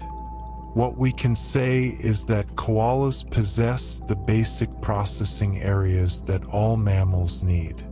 They can feel, they can see, they can hear. Their brains, while simplified, contain the essential machinery for experiencing the world. The processing may be basic rather than elaborate, but basic is enough. Basic has kept koalas alive for millions of years. Deep within the koala brain, there is a structure that connects different regions and influences behavior in important ways. Scientists have identified a large lateral telencephalic tract in the koala brain. This is a bundle of nerve fibers, a pathway along which signals travel, connecting one part of the brain to another. This particular tract may play a role in controlling what scientists call striatal behaviors. These are behaviors related to routine and territory, patterns of action that are repeated, habitual, connected to the places an animal considers its own.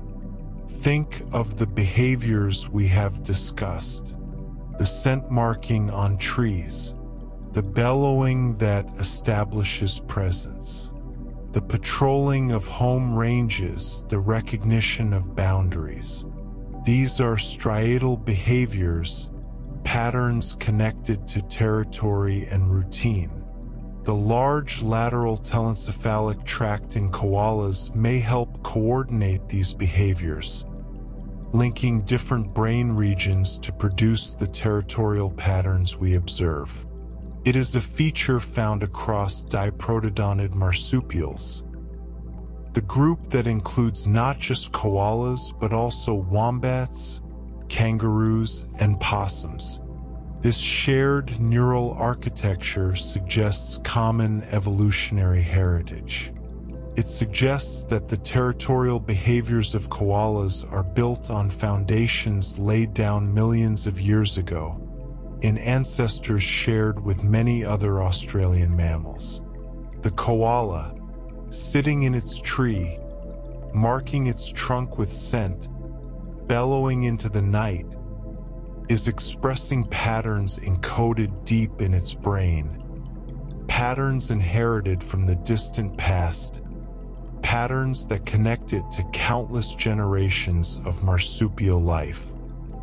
Now we must turn to more difficult subjects, but we will approach them gently, as we have approached everything on this journey. Many wild koala populations are affected by a disease called chlamydia. Chlamydia is a bacterial infection.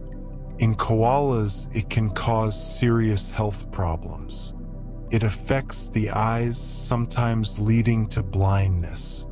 It affects the reproductive system, causing infertility in females. In severe cases, if left untreated, it can lead to death. The bacteria spread between koalas through close contact, particularly during mating. Once established in a population, the infection can persist for years, passing from animal to animal, causing suffering across generations. This is a hard fact. It speaks of pain and illness in creatures we have come to care about through these hours of gentle exploration. But it is important to know, because knowing allows action. Researchers and wildlife veterinarians work to treat infected koalas, using antibiotics when animals can be captured and cared for. Conservation programs monitor populations, tracking the spread of disease and intervening where possible. The koalas themselves, of course, know nothing of bacteria or treatment or conservation programs. They experience only the symptoms, the discomfort, the impaired vision, the difficulty breathing. But humans, armed with knowledge, work on their behalf. Understanding the problem is the first step towards solving it. And so we learn about chlamydia, not to cause distress, but to appreciate the challenges these animals face and the efforts being made to help them. There is another microscopic threat that affects koala health. Something even smaller than bacteria, something that works in different and more insidious ways. Koalas are vulnerable to a retrovirus called koala retrovirus, or KORV. A retrovirus is a special type of virus that can insert its genetic material directly into the DNA of its host. Once there, it becomes part of the host's genome, passed down from parent to offspring like any other gene. KORV has been integrating itself into koala DNA for thousands of years. Many koalas now carry the virus as part of their own genetic code, inherited from distant ancestors who were first infected long ago. This viral legacy may weaken the koala immune system. It may make koalas more susceptible to other illnesses, to chlamydia, to cancer, to infections that a healthy immune system might fight off. The virus itself often causes no obvious symptoms, but its effects on immune function can leave koalas vulnerable. It is a strange thought, perhaps. A virus so intertwined with its host that it has become part of the host's very being. The boundary between koala and virus has blurred over millennia of coexistence. Scientists are still learning how KORV affects koala health. The picture is complex, with different strains of the virus causing different effects.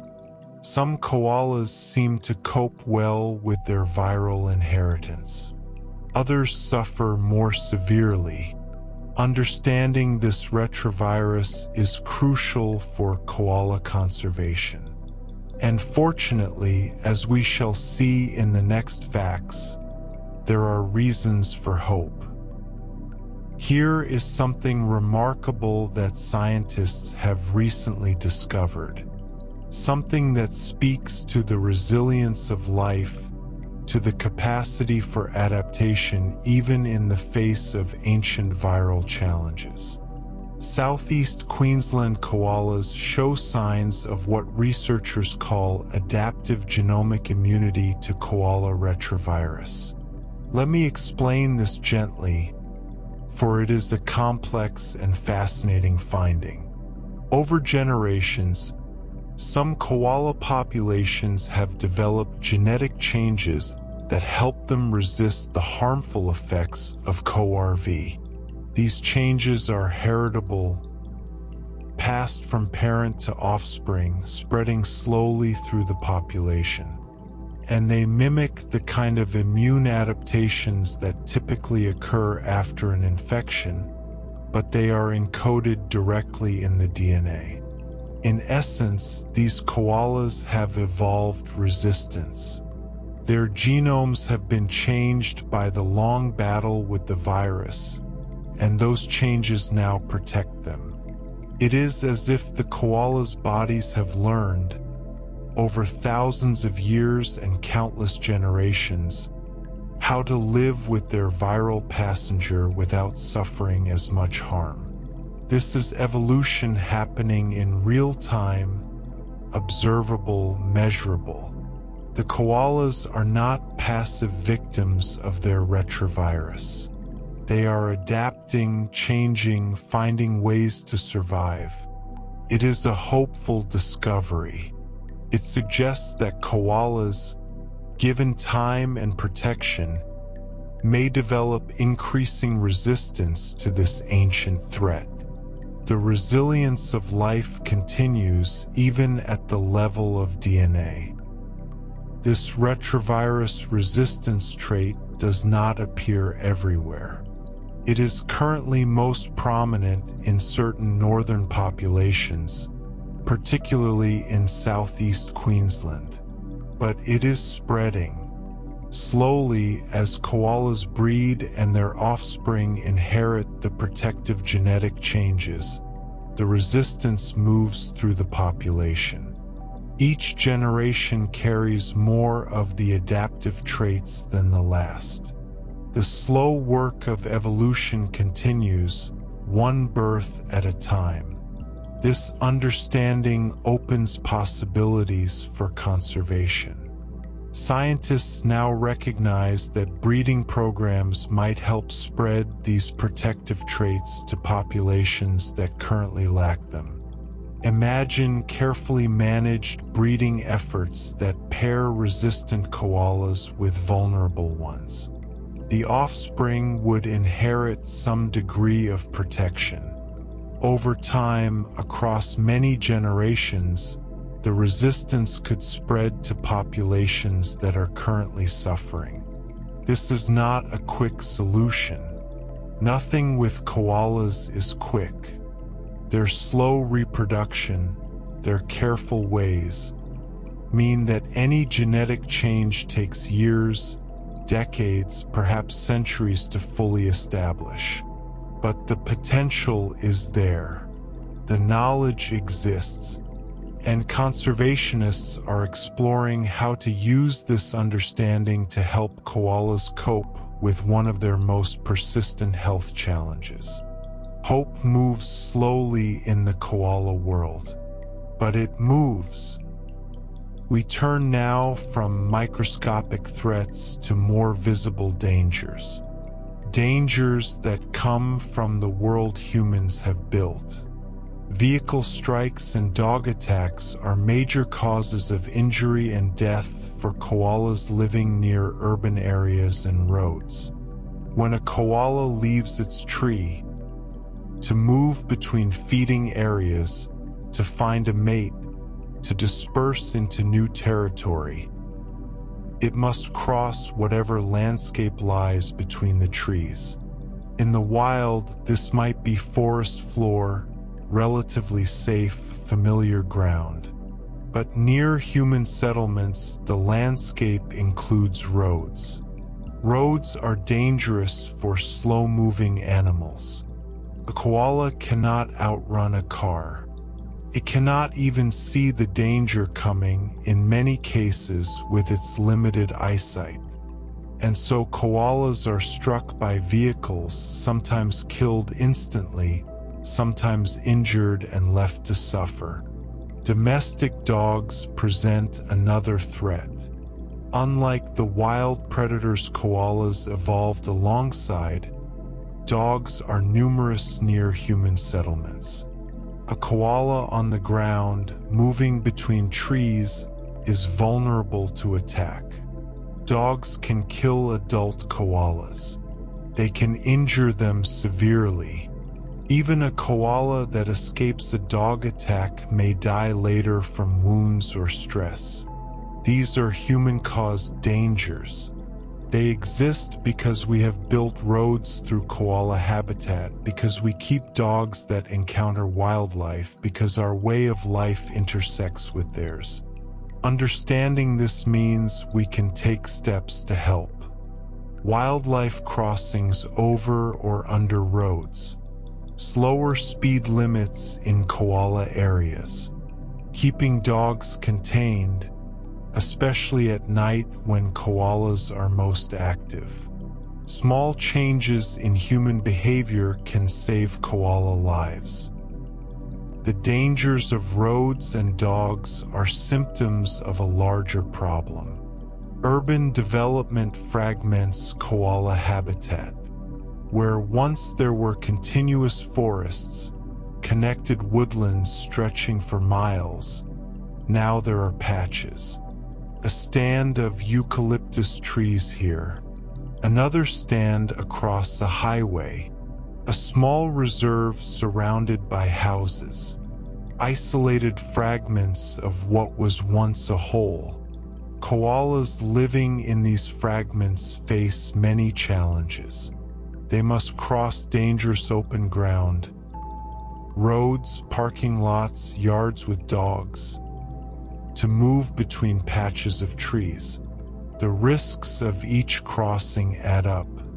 Over a lifetime of moving between fragments, the odds of accident or attack increase. And the fragmentation affects koalas in another way. Isolated populations cannot easily mix. Genes cannot flow between groups separated by highways and housing developments. Over time, genetic diversity decreases. Populations become inbred, losing the variation that helps species adapt to challenges. This is the quiet cost of development, the invisible erosion of koala populations, happening slowly in fragments across the landscape. No single road kills koala populations. No single housing development dooms them. But together, cumulatively, the fragmentation takes its toll. Conservationists work to maintain habitat corridors, connected strips of vegetation that allow koalas to move safely between larger areas. They work to protect remaining habitat from further development. They work to help koalas navigate a landscape that grows more fragmented each year. And now we come to the culmination of these challenges. The fact that brings together everything we have discussed in this segment. Habitat loss, disease, and bushfires have caused serious declines in koala populations. And in parts of eastern Australia, koalas are now listed as endangered. Endangered, the word carries weight. It means that without intervention, without protection, without change, populations may not survive. It is a warning, a call to action, a recognition that these beloved animals are in genuine trouble. The bushfires that swept through Australia in recent years were devastating. Millions of hectares burned. Thousands of koalas died. Habitat that had stood for centuries was reduced to ash. And even koalas that survived the fires often faced starvation afterward, their food trees destroyed. Combined with the ongoing pressures of disease and habitat loss, These fires pushed koala populations to critical levels in some areas. The listing as endangered reflects this reality. But endangered is not extinct. There is still time. There are still koalas in the trees, still joeys in pouches, still populations that can recover if given the chance. Conservation efforts are underway across Australia. Habitat is being protected and restored. Sick koalas are being treated. Research continues into disease resistance and population management. Communities are learning how to live alongside koalas, how to reduce the threats, how to share the landscape. The story is not over. The koalas are still here, still resting in their trees, still raising their young, still bellowing in the night. And as long as they are here, there is hope. And so we pause, having traveled through some difficult territory. You have learned more about the koala brain, its simplified cerebellum, its basic sensory areas, the neural tracts that may govern territory and routine. And you have learned about the challenges koalas face. Chlamydia and retrovirus, cars and dogs, fragmentation and fire and loss. These are hard facts. They speak of a world where gentle creatures face threats they did not create, where survival is not guaranteed, where the future is uncertain. But you have also learned of resilience, of koalas' evolving resistance to ancient viruses, of humans working to help them, of hope that moves slowly but moves nonetheless. And now, as this segment ends, I invite you to release any heaviness these facts may have brought. The koalas do not carry worry with them into the night. They rest in their trees, present only to this moment, not burdened by future fears. You too can rest this way. You can acknowledge the challenges of the world and still find peace.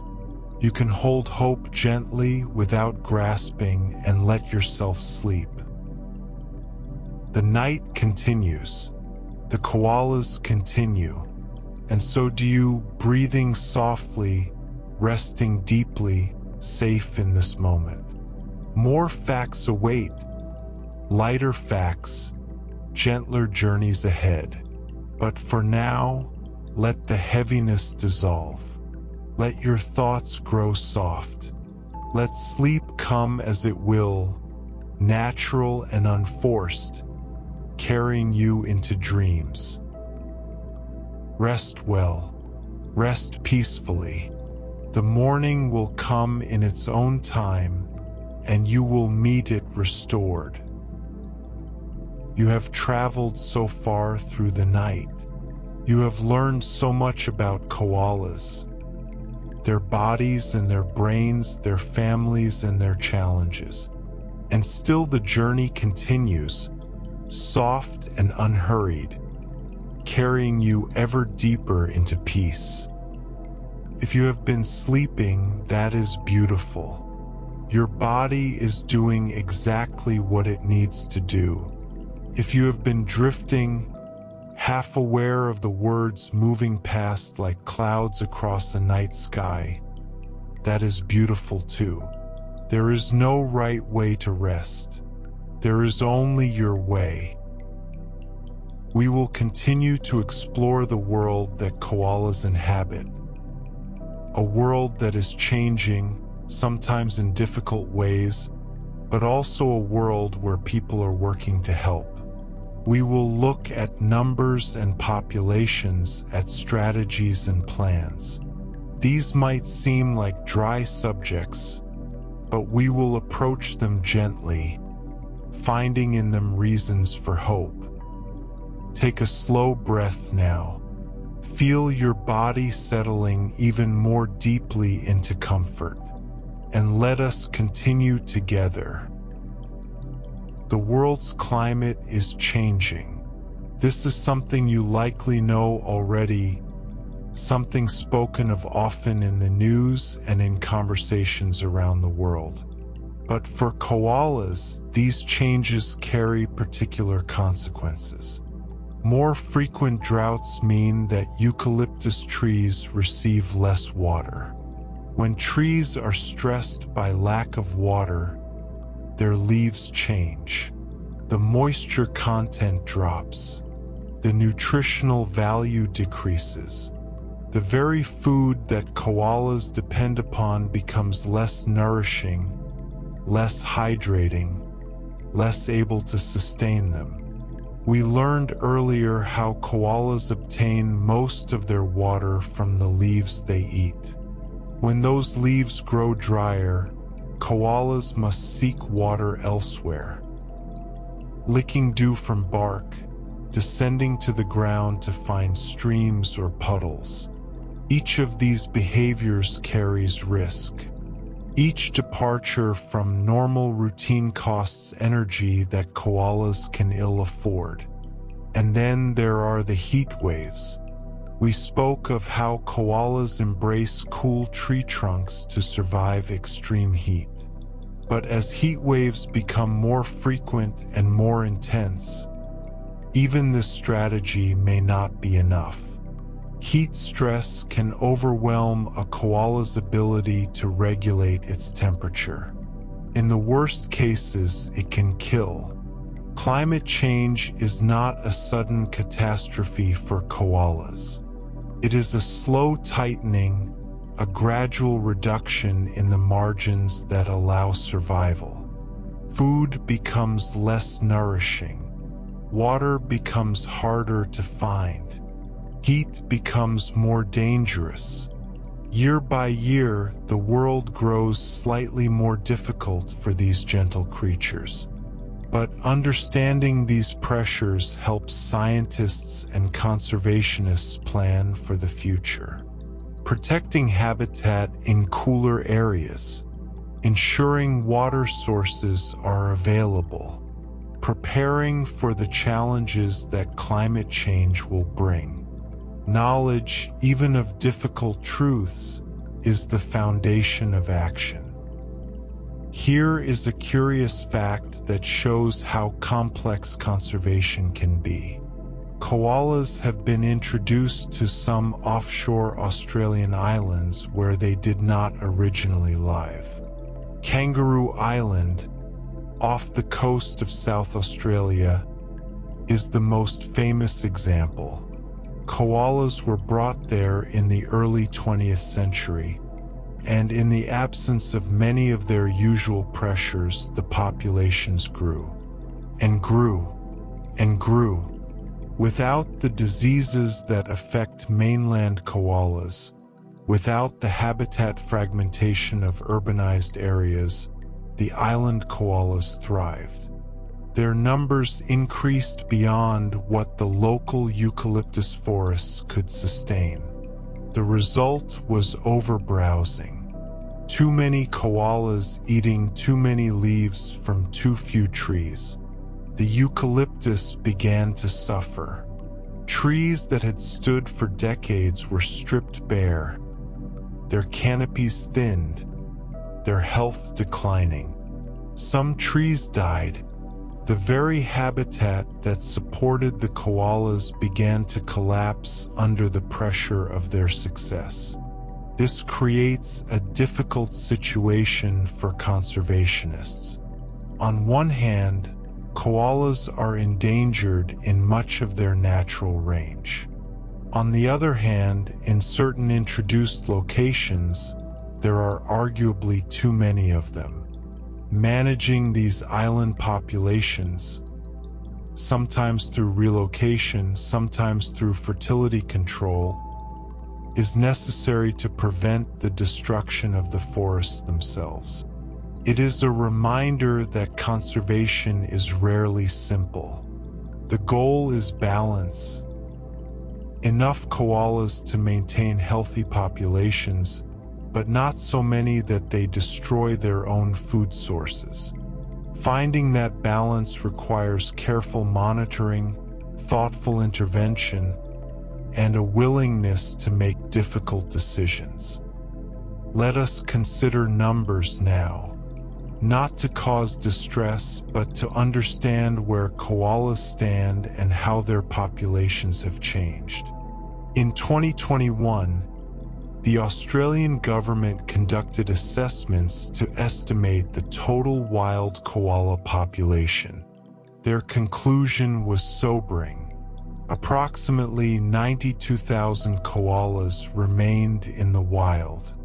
This number by itself might not seem alarming. 92,000 is still a significant population. But context matters. 2 decades earlier, the estimated population was around 185,000. In just 20 years, koala numbers had dropped by roughly half. Let those numbers settle gently. There is no need to hold them tightly or to feel their weight too heavily. They are simply information, helping us understand the trajectory of koala populations, helping us appreciate why conservation efforts are so important. The decline was not uniform across Australia. Some areas lost more koalas than others. Some populations held relatively stable while others crashed. The causes varied. Disease in some regions, habitat loss in others, fires in still others. But the overall trend pointed clearly in one direction. Fewer koalas than before, a need for action, a call to protect what remains.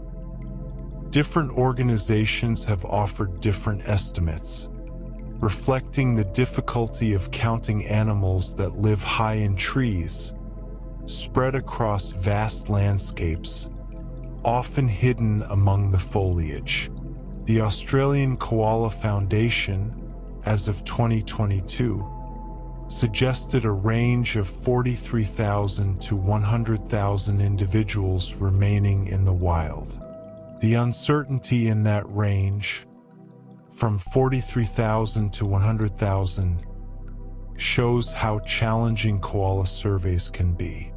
Different methods produce different results. Different assumptions lead to different conclusions. What we can say with confidence is that koala numbers are far lower than they once were.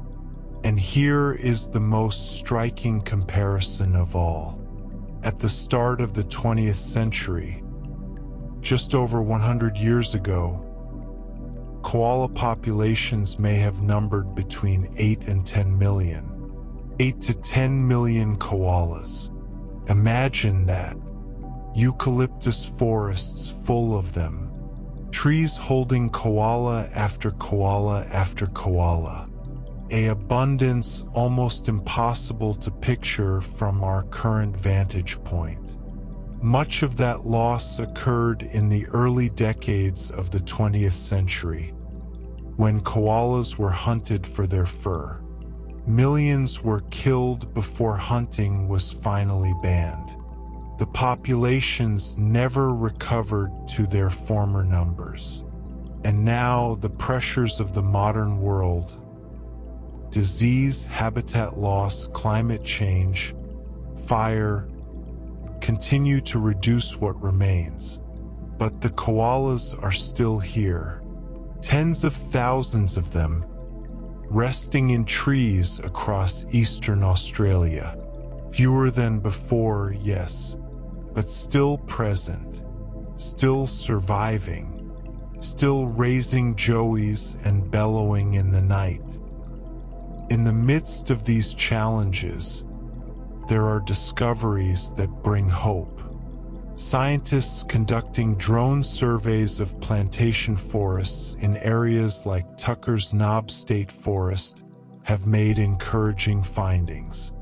These surveys, using cameras mounted on drones that fly above the canopy, have revealed active koala populations living in places that were not previously recognized as significant habitat.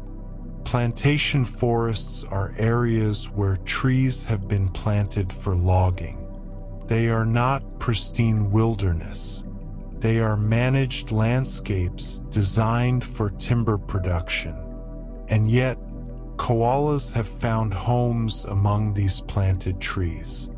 This discovery has prompted calls to rezone these areas from logging to conservation.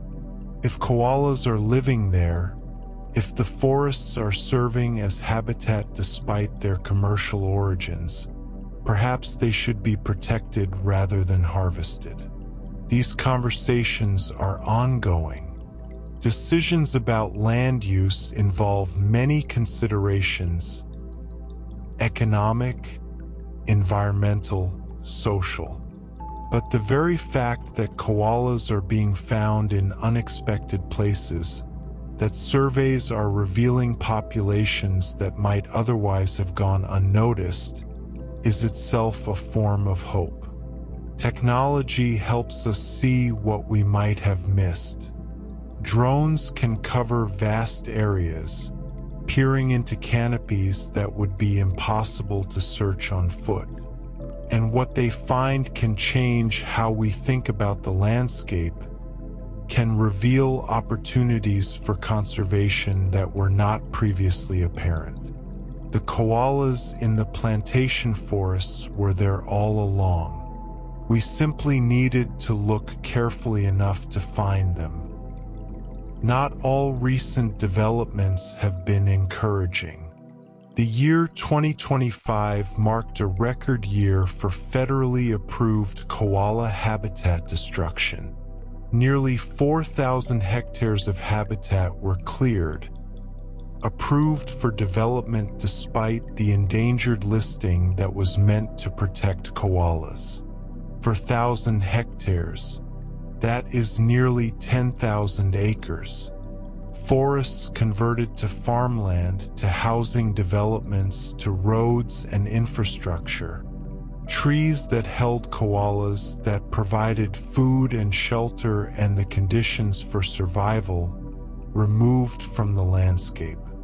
This happened even as koalas were officially recognized as endangered. The legal protections, it seems, were not enough to prevent the clearing. The pressures of development, the demands of a growing human population, the economic considerations that drive land use decisions. All of these continue to chip away at koala habitat. It is a difficult fact. It speaks of the gap between intention and action, between recognizing a problem and solving it. Endangered listings raise awareness. They create legal frameworks for protection, but they do not, by themselves, guarantee that habitat will be saved. Yet, even in this difficult fact, there is information that can drive change. Knowing the scale of habitat loss helps advocates argue for stronger protections. Documenting the clearing provides evidence for legal challenges and policy reforms. The very act of measuring destruction is a step toward preventing it. The 4,000 hectares are gone, but the knowledge of their loss fuels the effort to protect what remains. In Queensland, where many koalas live, the government is developing a new conservation strategy. The Southeast Queensland Koala Conservation Strategy for 2026 to 2036 will replace the previous plan, which covered the years 2020 to 2025. This new strategy represents a decade of planning, a long-term commitment to koala protection in one of Australia's most populated regions. Southeast Queensland is a challenging landscape for koalas. The human population is large and growing. Cities like Brisbane and the Gold Coast sprawl across the landscape, their suburbs pushing into areas that were once koala habitat. The pressures of development are intense. And yet, koalas persist here. They live in patches of forest between housing developments. They cross roads and navigate backyards. They adapt as best they can to a landscape shaped by human needs. The new strategy aims to help them. It recognizes that protecting koalas in southeast Queensland requires specific plans, tailored to the unique challenges of this region. It represents a commitment that extends a decade into the future, acknowledging that conservation is not a quick fix, but a long-term endeavor. Strategies are just words on paper, of course. Their value lies in implementation, in the actions they guide, in the habitat they protect and the threats they reduce. But having a strategy is better than having none. Provides a framework, sets goals, creates accountability, and it shows that people are thinking about koalas, planning for their future, refusing to accept their decline as inevitable. The discussion paper for the Southeast Queensland Koala Conservation Strategy outlines 4 priorities. Let us consider each of them briefly, for they represent the pillars on which koala protection will rest. The first priority is habitat protection and restoration. This means saving the forests that remain and bringing back forests that have been lost. It means ensuring that koalas have places to live, trees to eat, connected landscapes through which to move. The second priority is threat reduction. This addresses all the dangers we have discussed: vehicles and dogs, disease and habitat fragmentation. It means making the landscape safer for koalas, reducing the risks they face in their daily lives. The third priority is collaboration. Koala conservation cannot be done by government alone. It requires partnerships with landowners, with businesses, with communities, with indigenous peoples who have cared for this land for tens of thousands of years. Collaboration brings resources, knowledge, and commitment from across society. The fourth priority is improved monitoring and mapping. You cannot protect what you do not understand. Better surveys, better data, better knowledge of where koalas live and how they are faring. All of this informs better decisions. These 4 priorities, habitat, threats, collaboration, monitoring, form a comprehensive approach to conservation. They acknowledge that koala protection is complex, that no single action will be sufficient, that multiple strategies must work together. It is a thoughtful framework, and frameworks, when implemented well, can change outcomes. Within Queensland's priority koala areas, regulations have been established to protect habitat. In these designated zones, clearing is prohibited. The trees that koalas need are meant to remain standing, protected by law from the chainsaws and bulldozers that have claimed so much habitat elsewhere. But regulations are not carved in stone. They evolve through consultation, through feedback, through the democratic process that shapes policy in Australia. And currently, feedback is being sought on how to refine these rules. The government is asking for input. It is seeking perspectives from landowners and developers, from conservationists and community members. It is trying to find a balance, protecting koalas while allowing for development, preserving habitat while acknowledging economic needs. This consultation process runs through March 2026. Anyone with views on koala habitat regulations can contribute, can share their perspective, can help shape the rules that will govern land use in koala areas. There is something hopeful in this process, even if its outcomes are uncertain. It represents a society trying to make thoughtful decisions about its relationship with wildlife. It represents democracy engaging with conservation, seeking input rather than imposing solutions. The balance between development and protection is never easy to find. But the very act of seeking that balance, of inviting public participation in the search, is a recognition that koalas matter, that their fate is a public concern, that their future is worth debating. And so we come to the final fact of this segment. Public consultation on refining koala habitat regulations runs until March 15, 2026.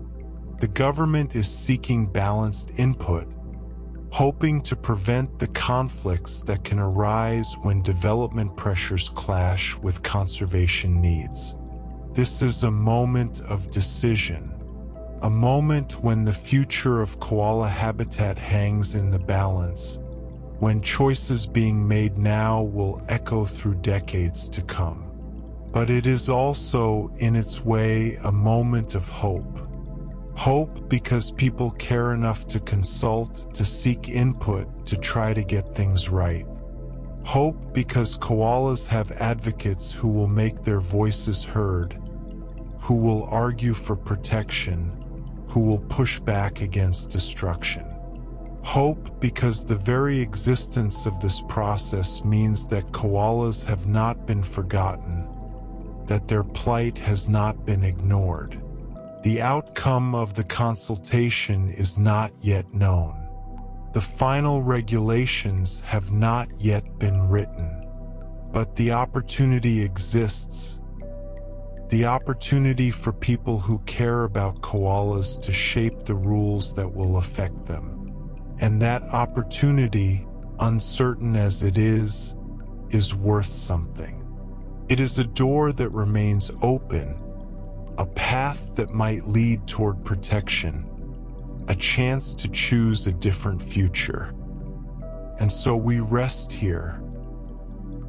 You have traveled through difficult terrain in this chapter of our journey.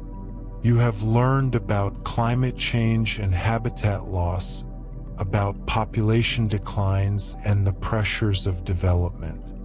You have heard numbers that speak of loss, statistics that measure suffering.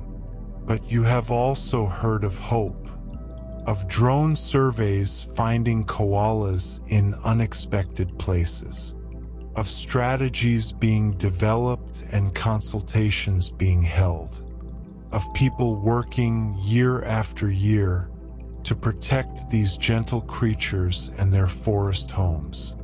The night continues around you. The facts we have explored settle into the quiet spaces of your mind. And now, as this segment ends, you are invited to release any heaviness you may have accumulated. The koalas do not worry about statistics. They do not lie awake at night pondering population estimates or policy frameworks. They rest in their trees, present to this moment, breathing slowly, trusting that the night will pass and morning will come. You can rest the same way, present to this moment, trusting that the night will pass, letting go of what cannot be controlled, holding gently to what hope remains. The final segment of our journey awaits, whenever you are ready for it. But there is no rush. There is never any rush. The koalas will wait. The facts will wait. Everything waits for you, patient and peaceful. For now, simply breathe. Simply rest. Simply let the soft tide of sleep carry you where it will. You have done enough. You have learned enough. You are enough. Sleep now if you wish. Sleep deeply and well. You have come so far through the night. You have learned about koala bodies and koala brains, about joeys in pouches and bellows in the darkness. You have explored the challenges these creatures face and the efforts being made to help them. And now, at last, we approach the end. There is something peaceful about endings. They bring completion. They allow rest. They mark the close of one journey and the beginning of another. The journey into deep, restorative sleep. In this final segment, we will learn about the people working together to protect koalas, about ambitious conservation projects taking shape, and about the surprising social behaviors koalas display when circumstances bring them close together. We will end where we began, with hope, with wonder, with appreciation for these remarkable creatures. Take the deepest breath you have taken all night. Feel it fill your lungs completely, and then release it slowly, letting go of everything you no longer need. You are almost home now, almost at rest, almost ready for sleep. Let us complete this journey together. Conservation works best when people work together. When different perspectives come together, when varied expertise is pooled, when those who might otherwise disagree find common ground in shared purpose. In early 2026, Queensland's Koala Ministerial Advisory Council held its first meeting. This council brings together voices that do not always speak in harmony. Industry representatives, whose work sometimes conflicts with koala habitat. Academic researchers whose studies reveal what koalas need. Conservation groups whose mission is protection above all else. All of these different perspectives gathered around a single table, working toward a shared goal. The purpose of this council is to shape the new koala conservation strategy we discussed earlier. To take the framework of priorities, habitat, threats, collaboration, monitoring, and turn them into specific actions. To bridge the gap between intention and implementation, between plans on paper and protection on the ground. Such councils are not always successful. Disagreements arise. Competing interests clash. Progress can be slow and frustrating. But the very existence of the council, the very fact of these diverse groups choosing to work together, is significant. It represents a recognition that koala conservation cannot happen in isolation, that no single group has all the answers, that the path forward must be found through dialogue, through compromise, through the patient work of building consensus. The Council's first meeting was just a beginning. Many more meetings will follow. Many difficult conversations lie ahead. But the work has started. The people who will shape koala policy for the next decade are talking to each other, listening to each other, trying to find a way forward. And that is something. In New South Wales, an ambitious vision is taking shape. A vision of protected land stretching across hundreds of thousands of hectares. A vision called the Great Koala National Park. The proposed park would create over 475,000 hectares of protected area. It would stretch from Kempsey in the south to Grafton in the north, encompassing vast swathes of forest that currently serve as koala habitat. 475,000 hectares. Let that number settle in your mind. It is an enormous area, over 1 million acres, larger than many small countries. Forest upon forest upon forest, connected and protected, a landscape-scale commitment to koala survival. The proposal includes a moratorium on logging. The trees that koalas need would remain standing, not harvested for timber but preserved as habitat. The chainsaws would fall silent. The forests would continue their slow, ancient growth. This is not yet reality. The Great Koala National Park remains a proposal, moving through the processes of legislation and debate. There are those who support it passionately and those who oppose it for economic reasons. The outcome is not certain, but the vision exists. The possibility is being discussed. And in a world where koala habitat is so often lost, the very idea of creating nearly 500,000 hectares of new protection is remarkable. Dreams must exist before they can become reality. And this dream, at least, is being dreamed. Behind the Great Koala National Park proposal lies substantial commitment. The project includes $140 million in total funding. This money would support the transition away from logging, would compensate those whose livelihoods depend on timber, would fund the management and protection of the new park. $140 million.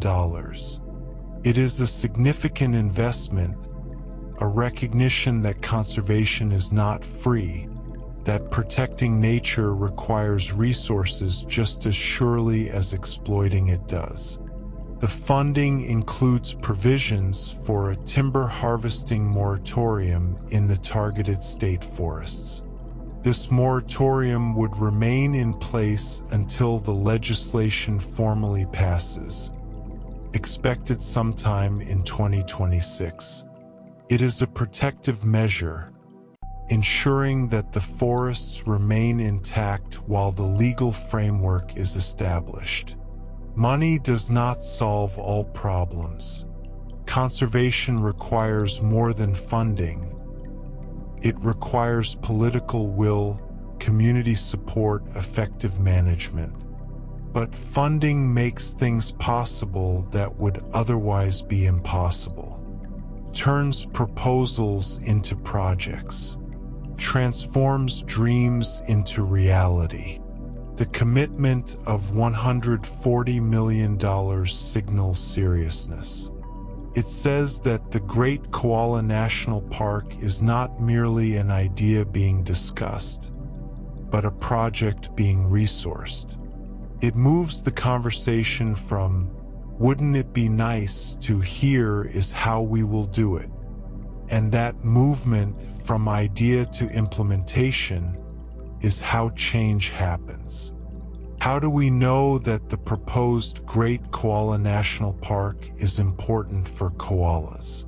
How can we be confident that protecting this particular area will make a difference? The answer comes from the sky. Drone surveys conducted in the proposed park area detected between 10,300 and 14,540 koalas.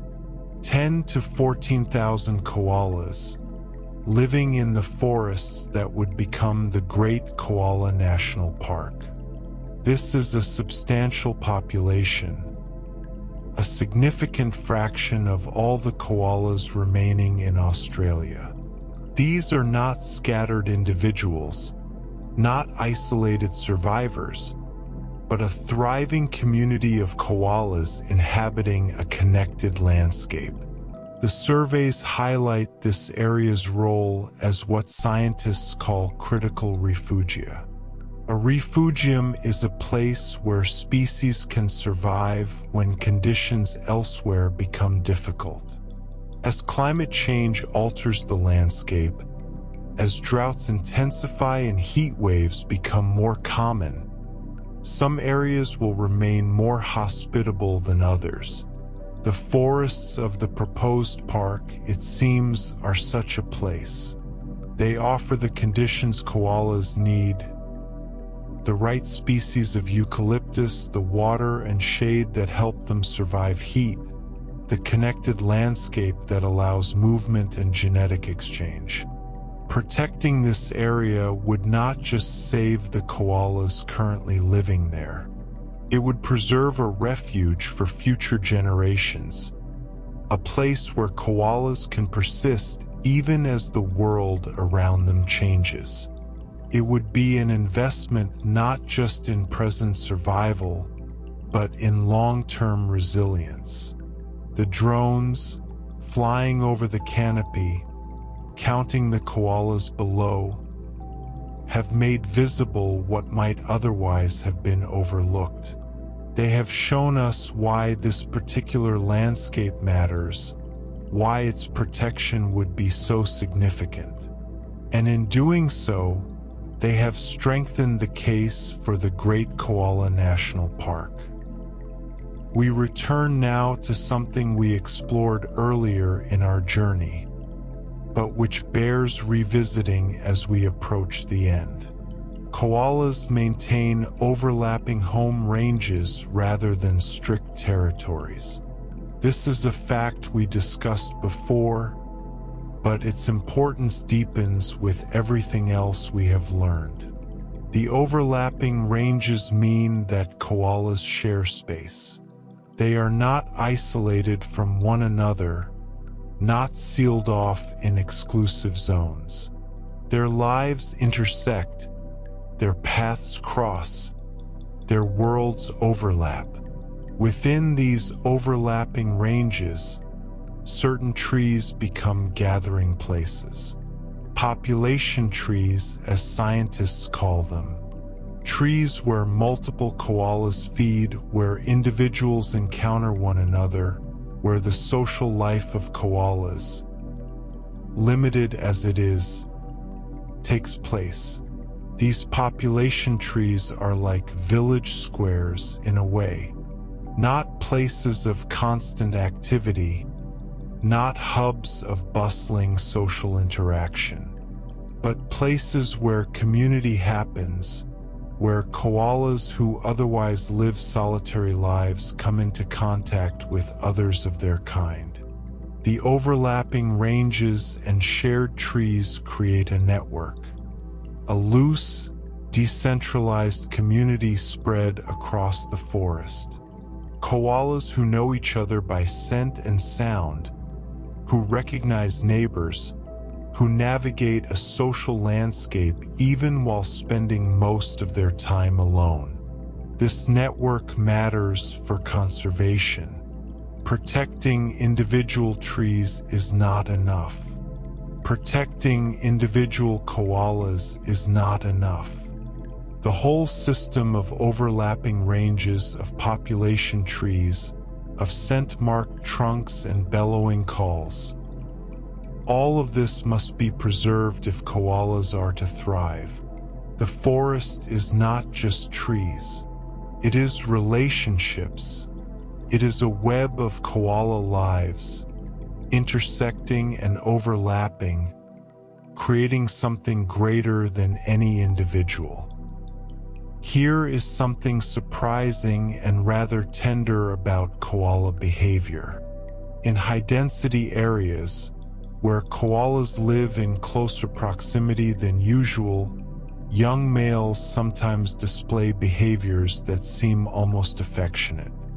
In parts of Victoria, where populations have been particularly dense, researchers have observed young males engaging in mutual grooming. They groom each other, tending to fur that would otherwise go untended, providing care that would otherwise be absent from their solitary lives. They engage in gentle biting, not aggressive, not harmful, but soft and almost playful. They produce soft vocalizations, quiet sounds quite different from the loud bellows of territorial advertisement.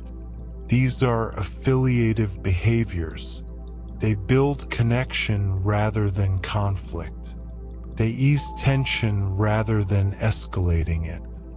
In a world where resources must be shared, where encounters with others are frequent rather than rare, aggression becomes costly.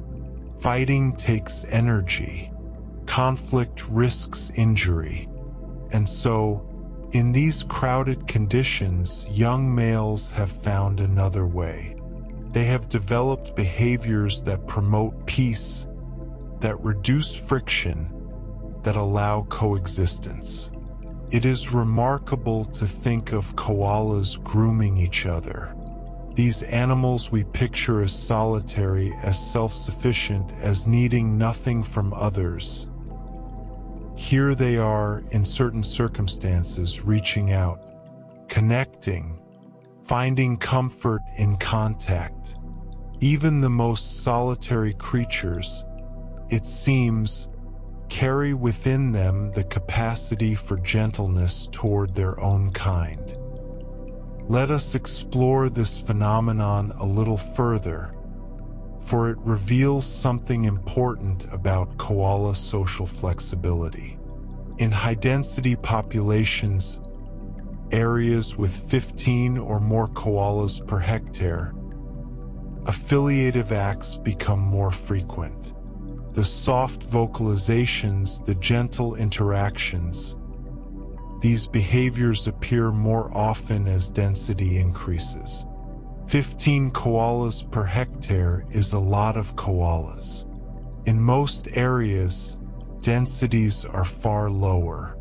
But in some places, particularly where habitat has been compressed by development or where introduced populations have thrived, koalas find themselves living in closer quarters than nature typically intends, and they adapt. The young males, who might otherwise compete fiercely for status and access to females, find ways to coexist. The soft vocalizations serve as signals of peaceful intent. The grooming and gentle contact build bonds that reduce conflict. This is behavioral plasticity, the ability to adjust behavior according to circumstances. Koalas are not rigidly programmed for solitude. They can modulate their social behavior, becoming more tolerant, more affiliative, more connected when conditions require it. This flexibility is good news for conservation. It suggests that koalas can adapt to changing circumstances, that they are not entirely helpless in the face of habitat compression. Given the right conditions, they find ways to cope. Of course, there are limits. Too much density, too much competition for food, and the systems break down. But within a range, koalas demonstrate remarkable social adaptability. The soft vocalizations in the crowded forest are a kind of negotiation, a working out of peaceful coexistence, a testament to the koala's capacity for flexibility and accommodation. This tolerance among koalas in crowded areas may have a genetic component as well. Scientists have observed that genetic relatedness promotes peaceful coexistence. In areas where koalas are more closely related to one another, where kin recognition is possible, aggression decreases. This makes evolutionary sense. Animals that share genes have a stake in each other's survival. Helping a relative, or at least not harming them, can actually benefit your own genetic legacy. This is a principle called kin selection, and it operates across many species. In crowded koala populations, many individuals may be related. They are descendants of common ancestors, carriers of shared genetic heritage. And somehow, through mechanisms we do not fully understand, they recognize this kinship. Perhaps it is scent. Each koala's smell is unique, but relatives may share certain chemical signatures. Perhaps it is familiarity, built through years of overlapping ranges and shared population trees. However it works, the recognition reduces conflict. Kin do not fight as fiercely over food. Kin do not compete as aggressively for mates. The bonds of blood, invisible but real, smooth the edges of koala society. This is a gentle fact, a fact about family and connection. Even in the koala world, where solitude is the norm, the ties of kinship matter. They shape behavior. They promote peace. They bind koalas together across generations. But koala society is not always peaceful.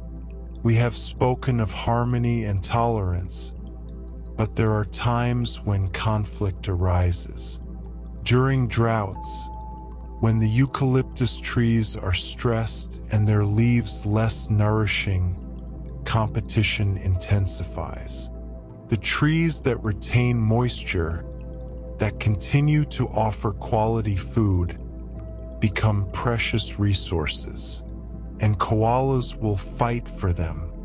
Females, during these hard times, compete aggressively for premium trees. They chase intruders away with determination. They make open-mouthed threats, displaying their teeth in warning. They swipe with their claws, those same claws that usually serve only for climbing and grooming. This is a different side of koala nature, not the peaceful, drowsy creature of popular imagination, but a survivor, willing to fight when survival demands it. The drought brings out these behaviors because the stakes are high. A koala displaced from a good tree during a drought may struggle to find adequate food elsewhere.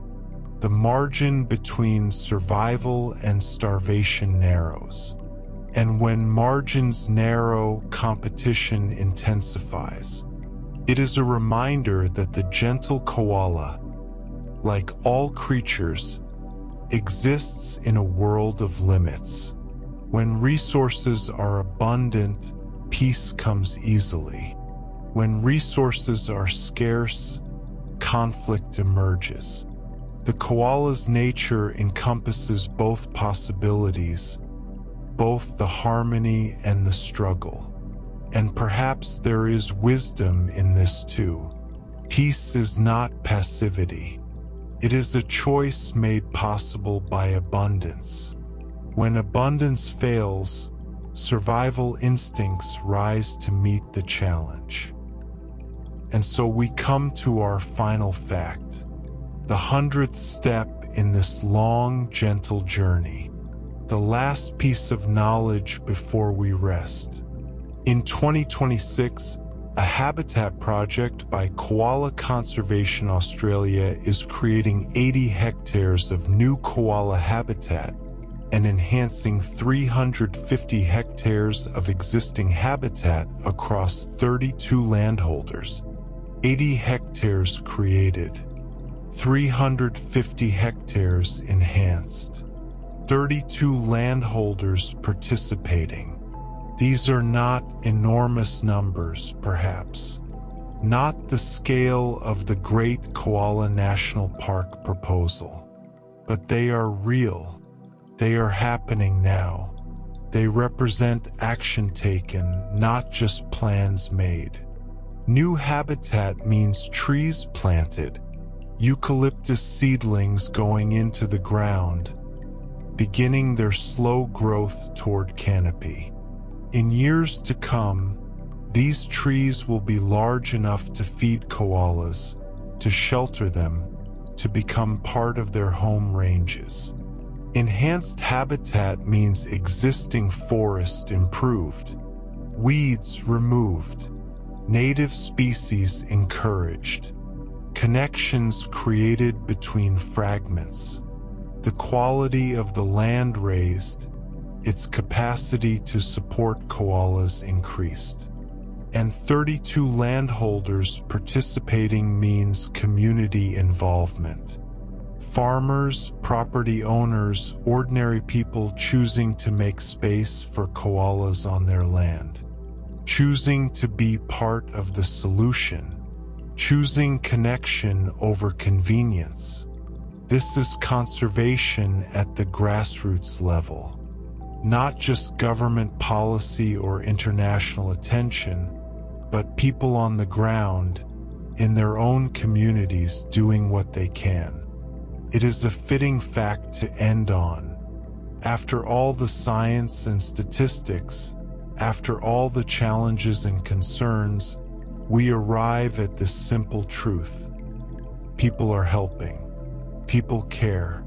People are planting trees and protecting forests and making room for koalas in their lives.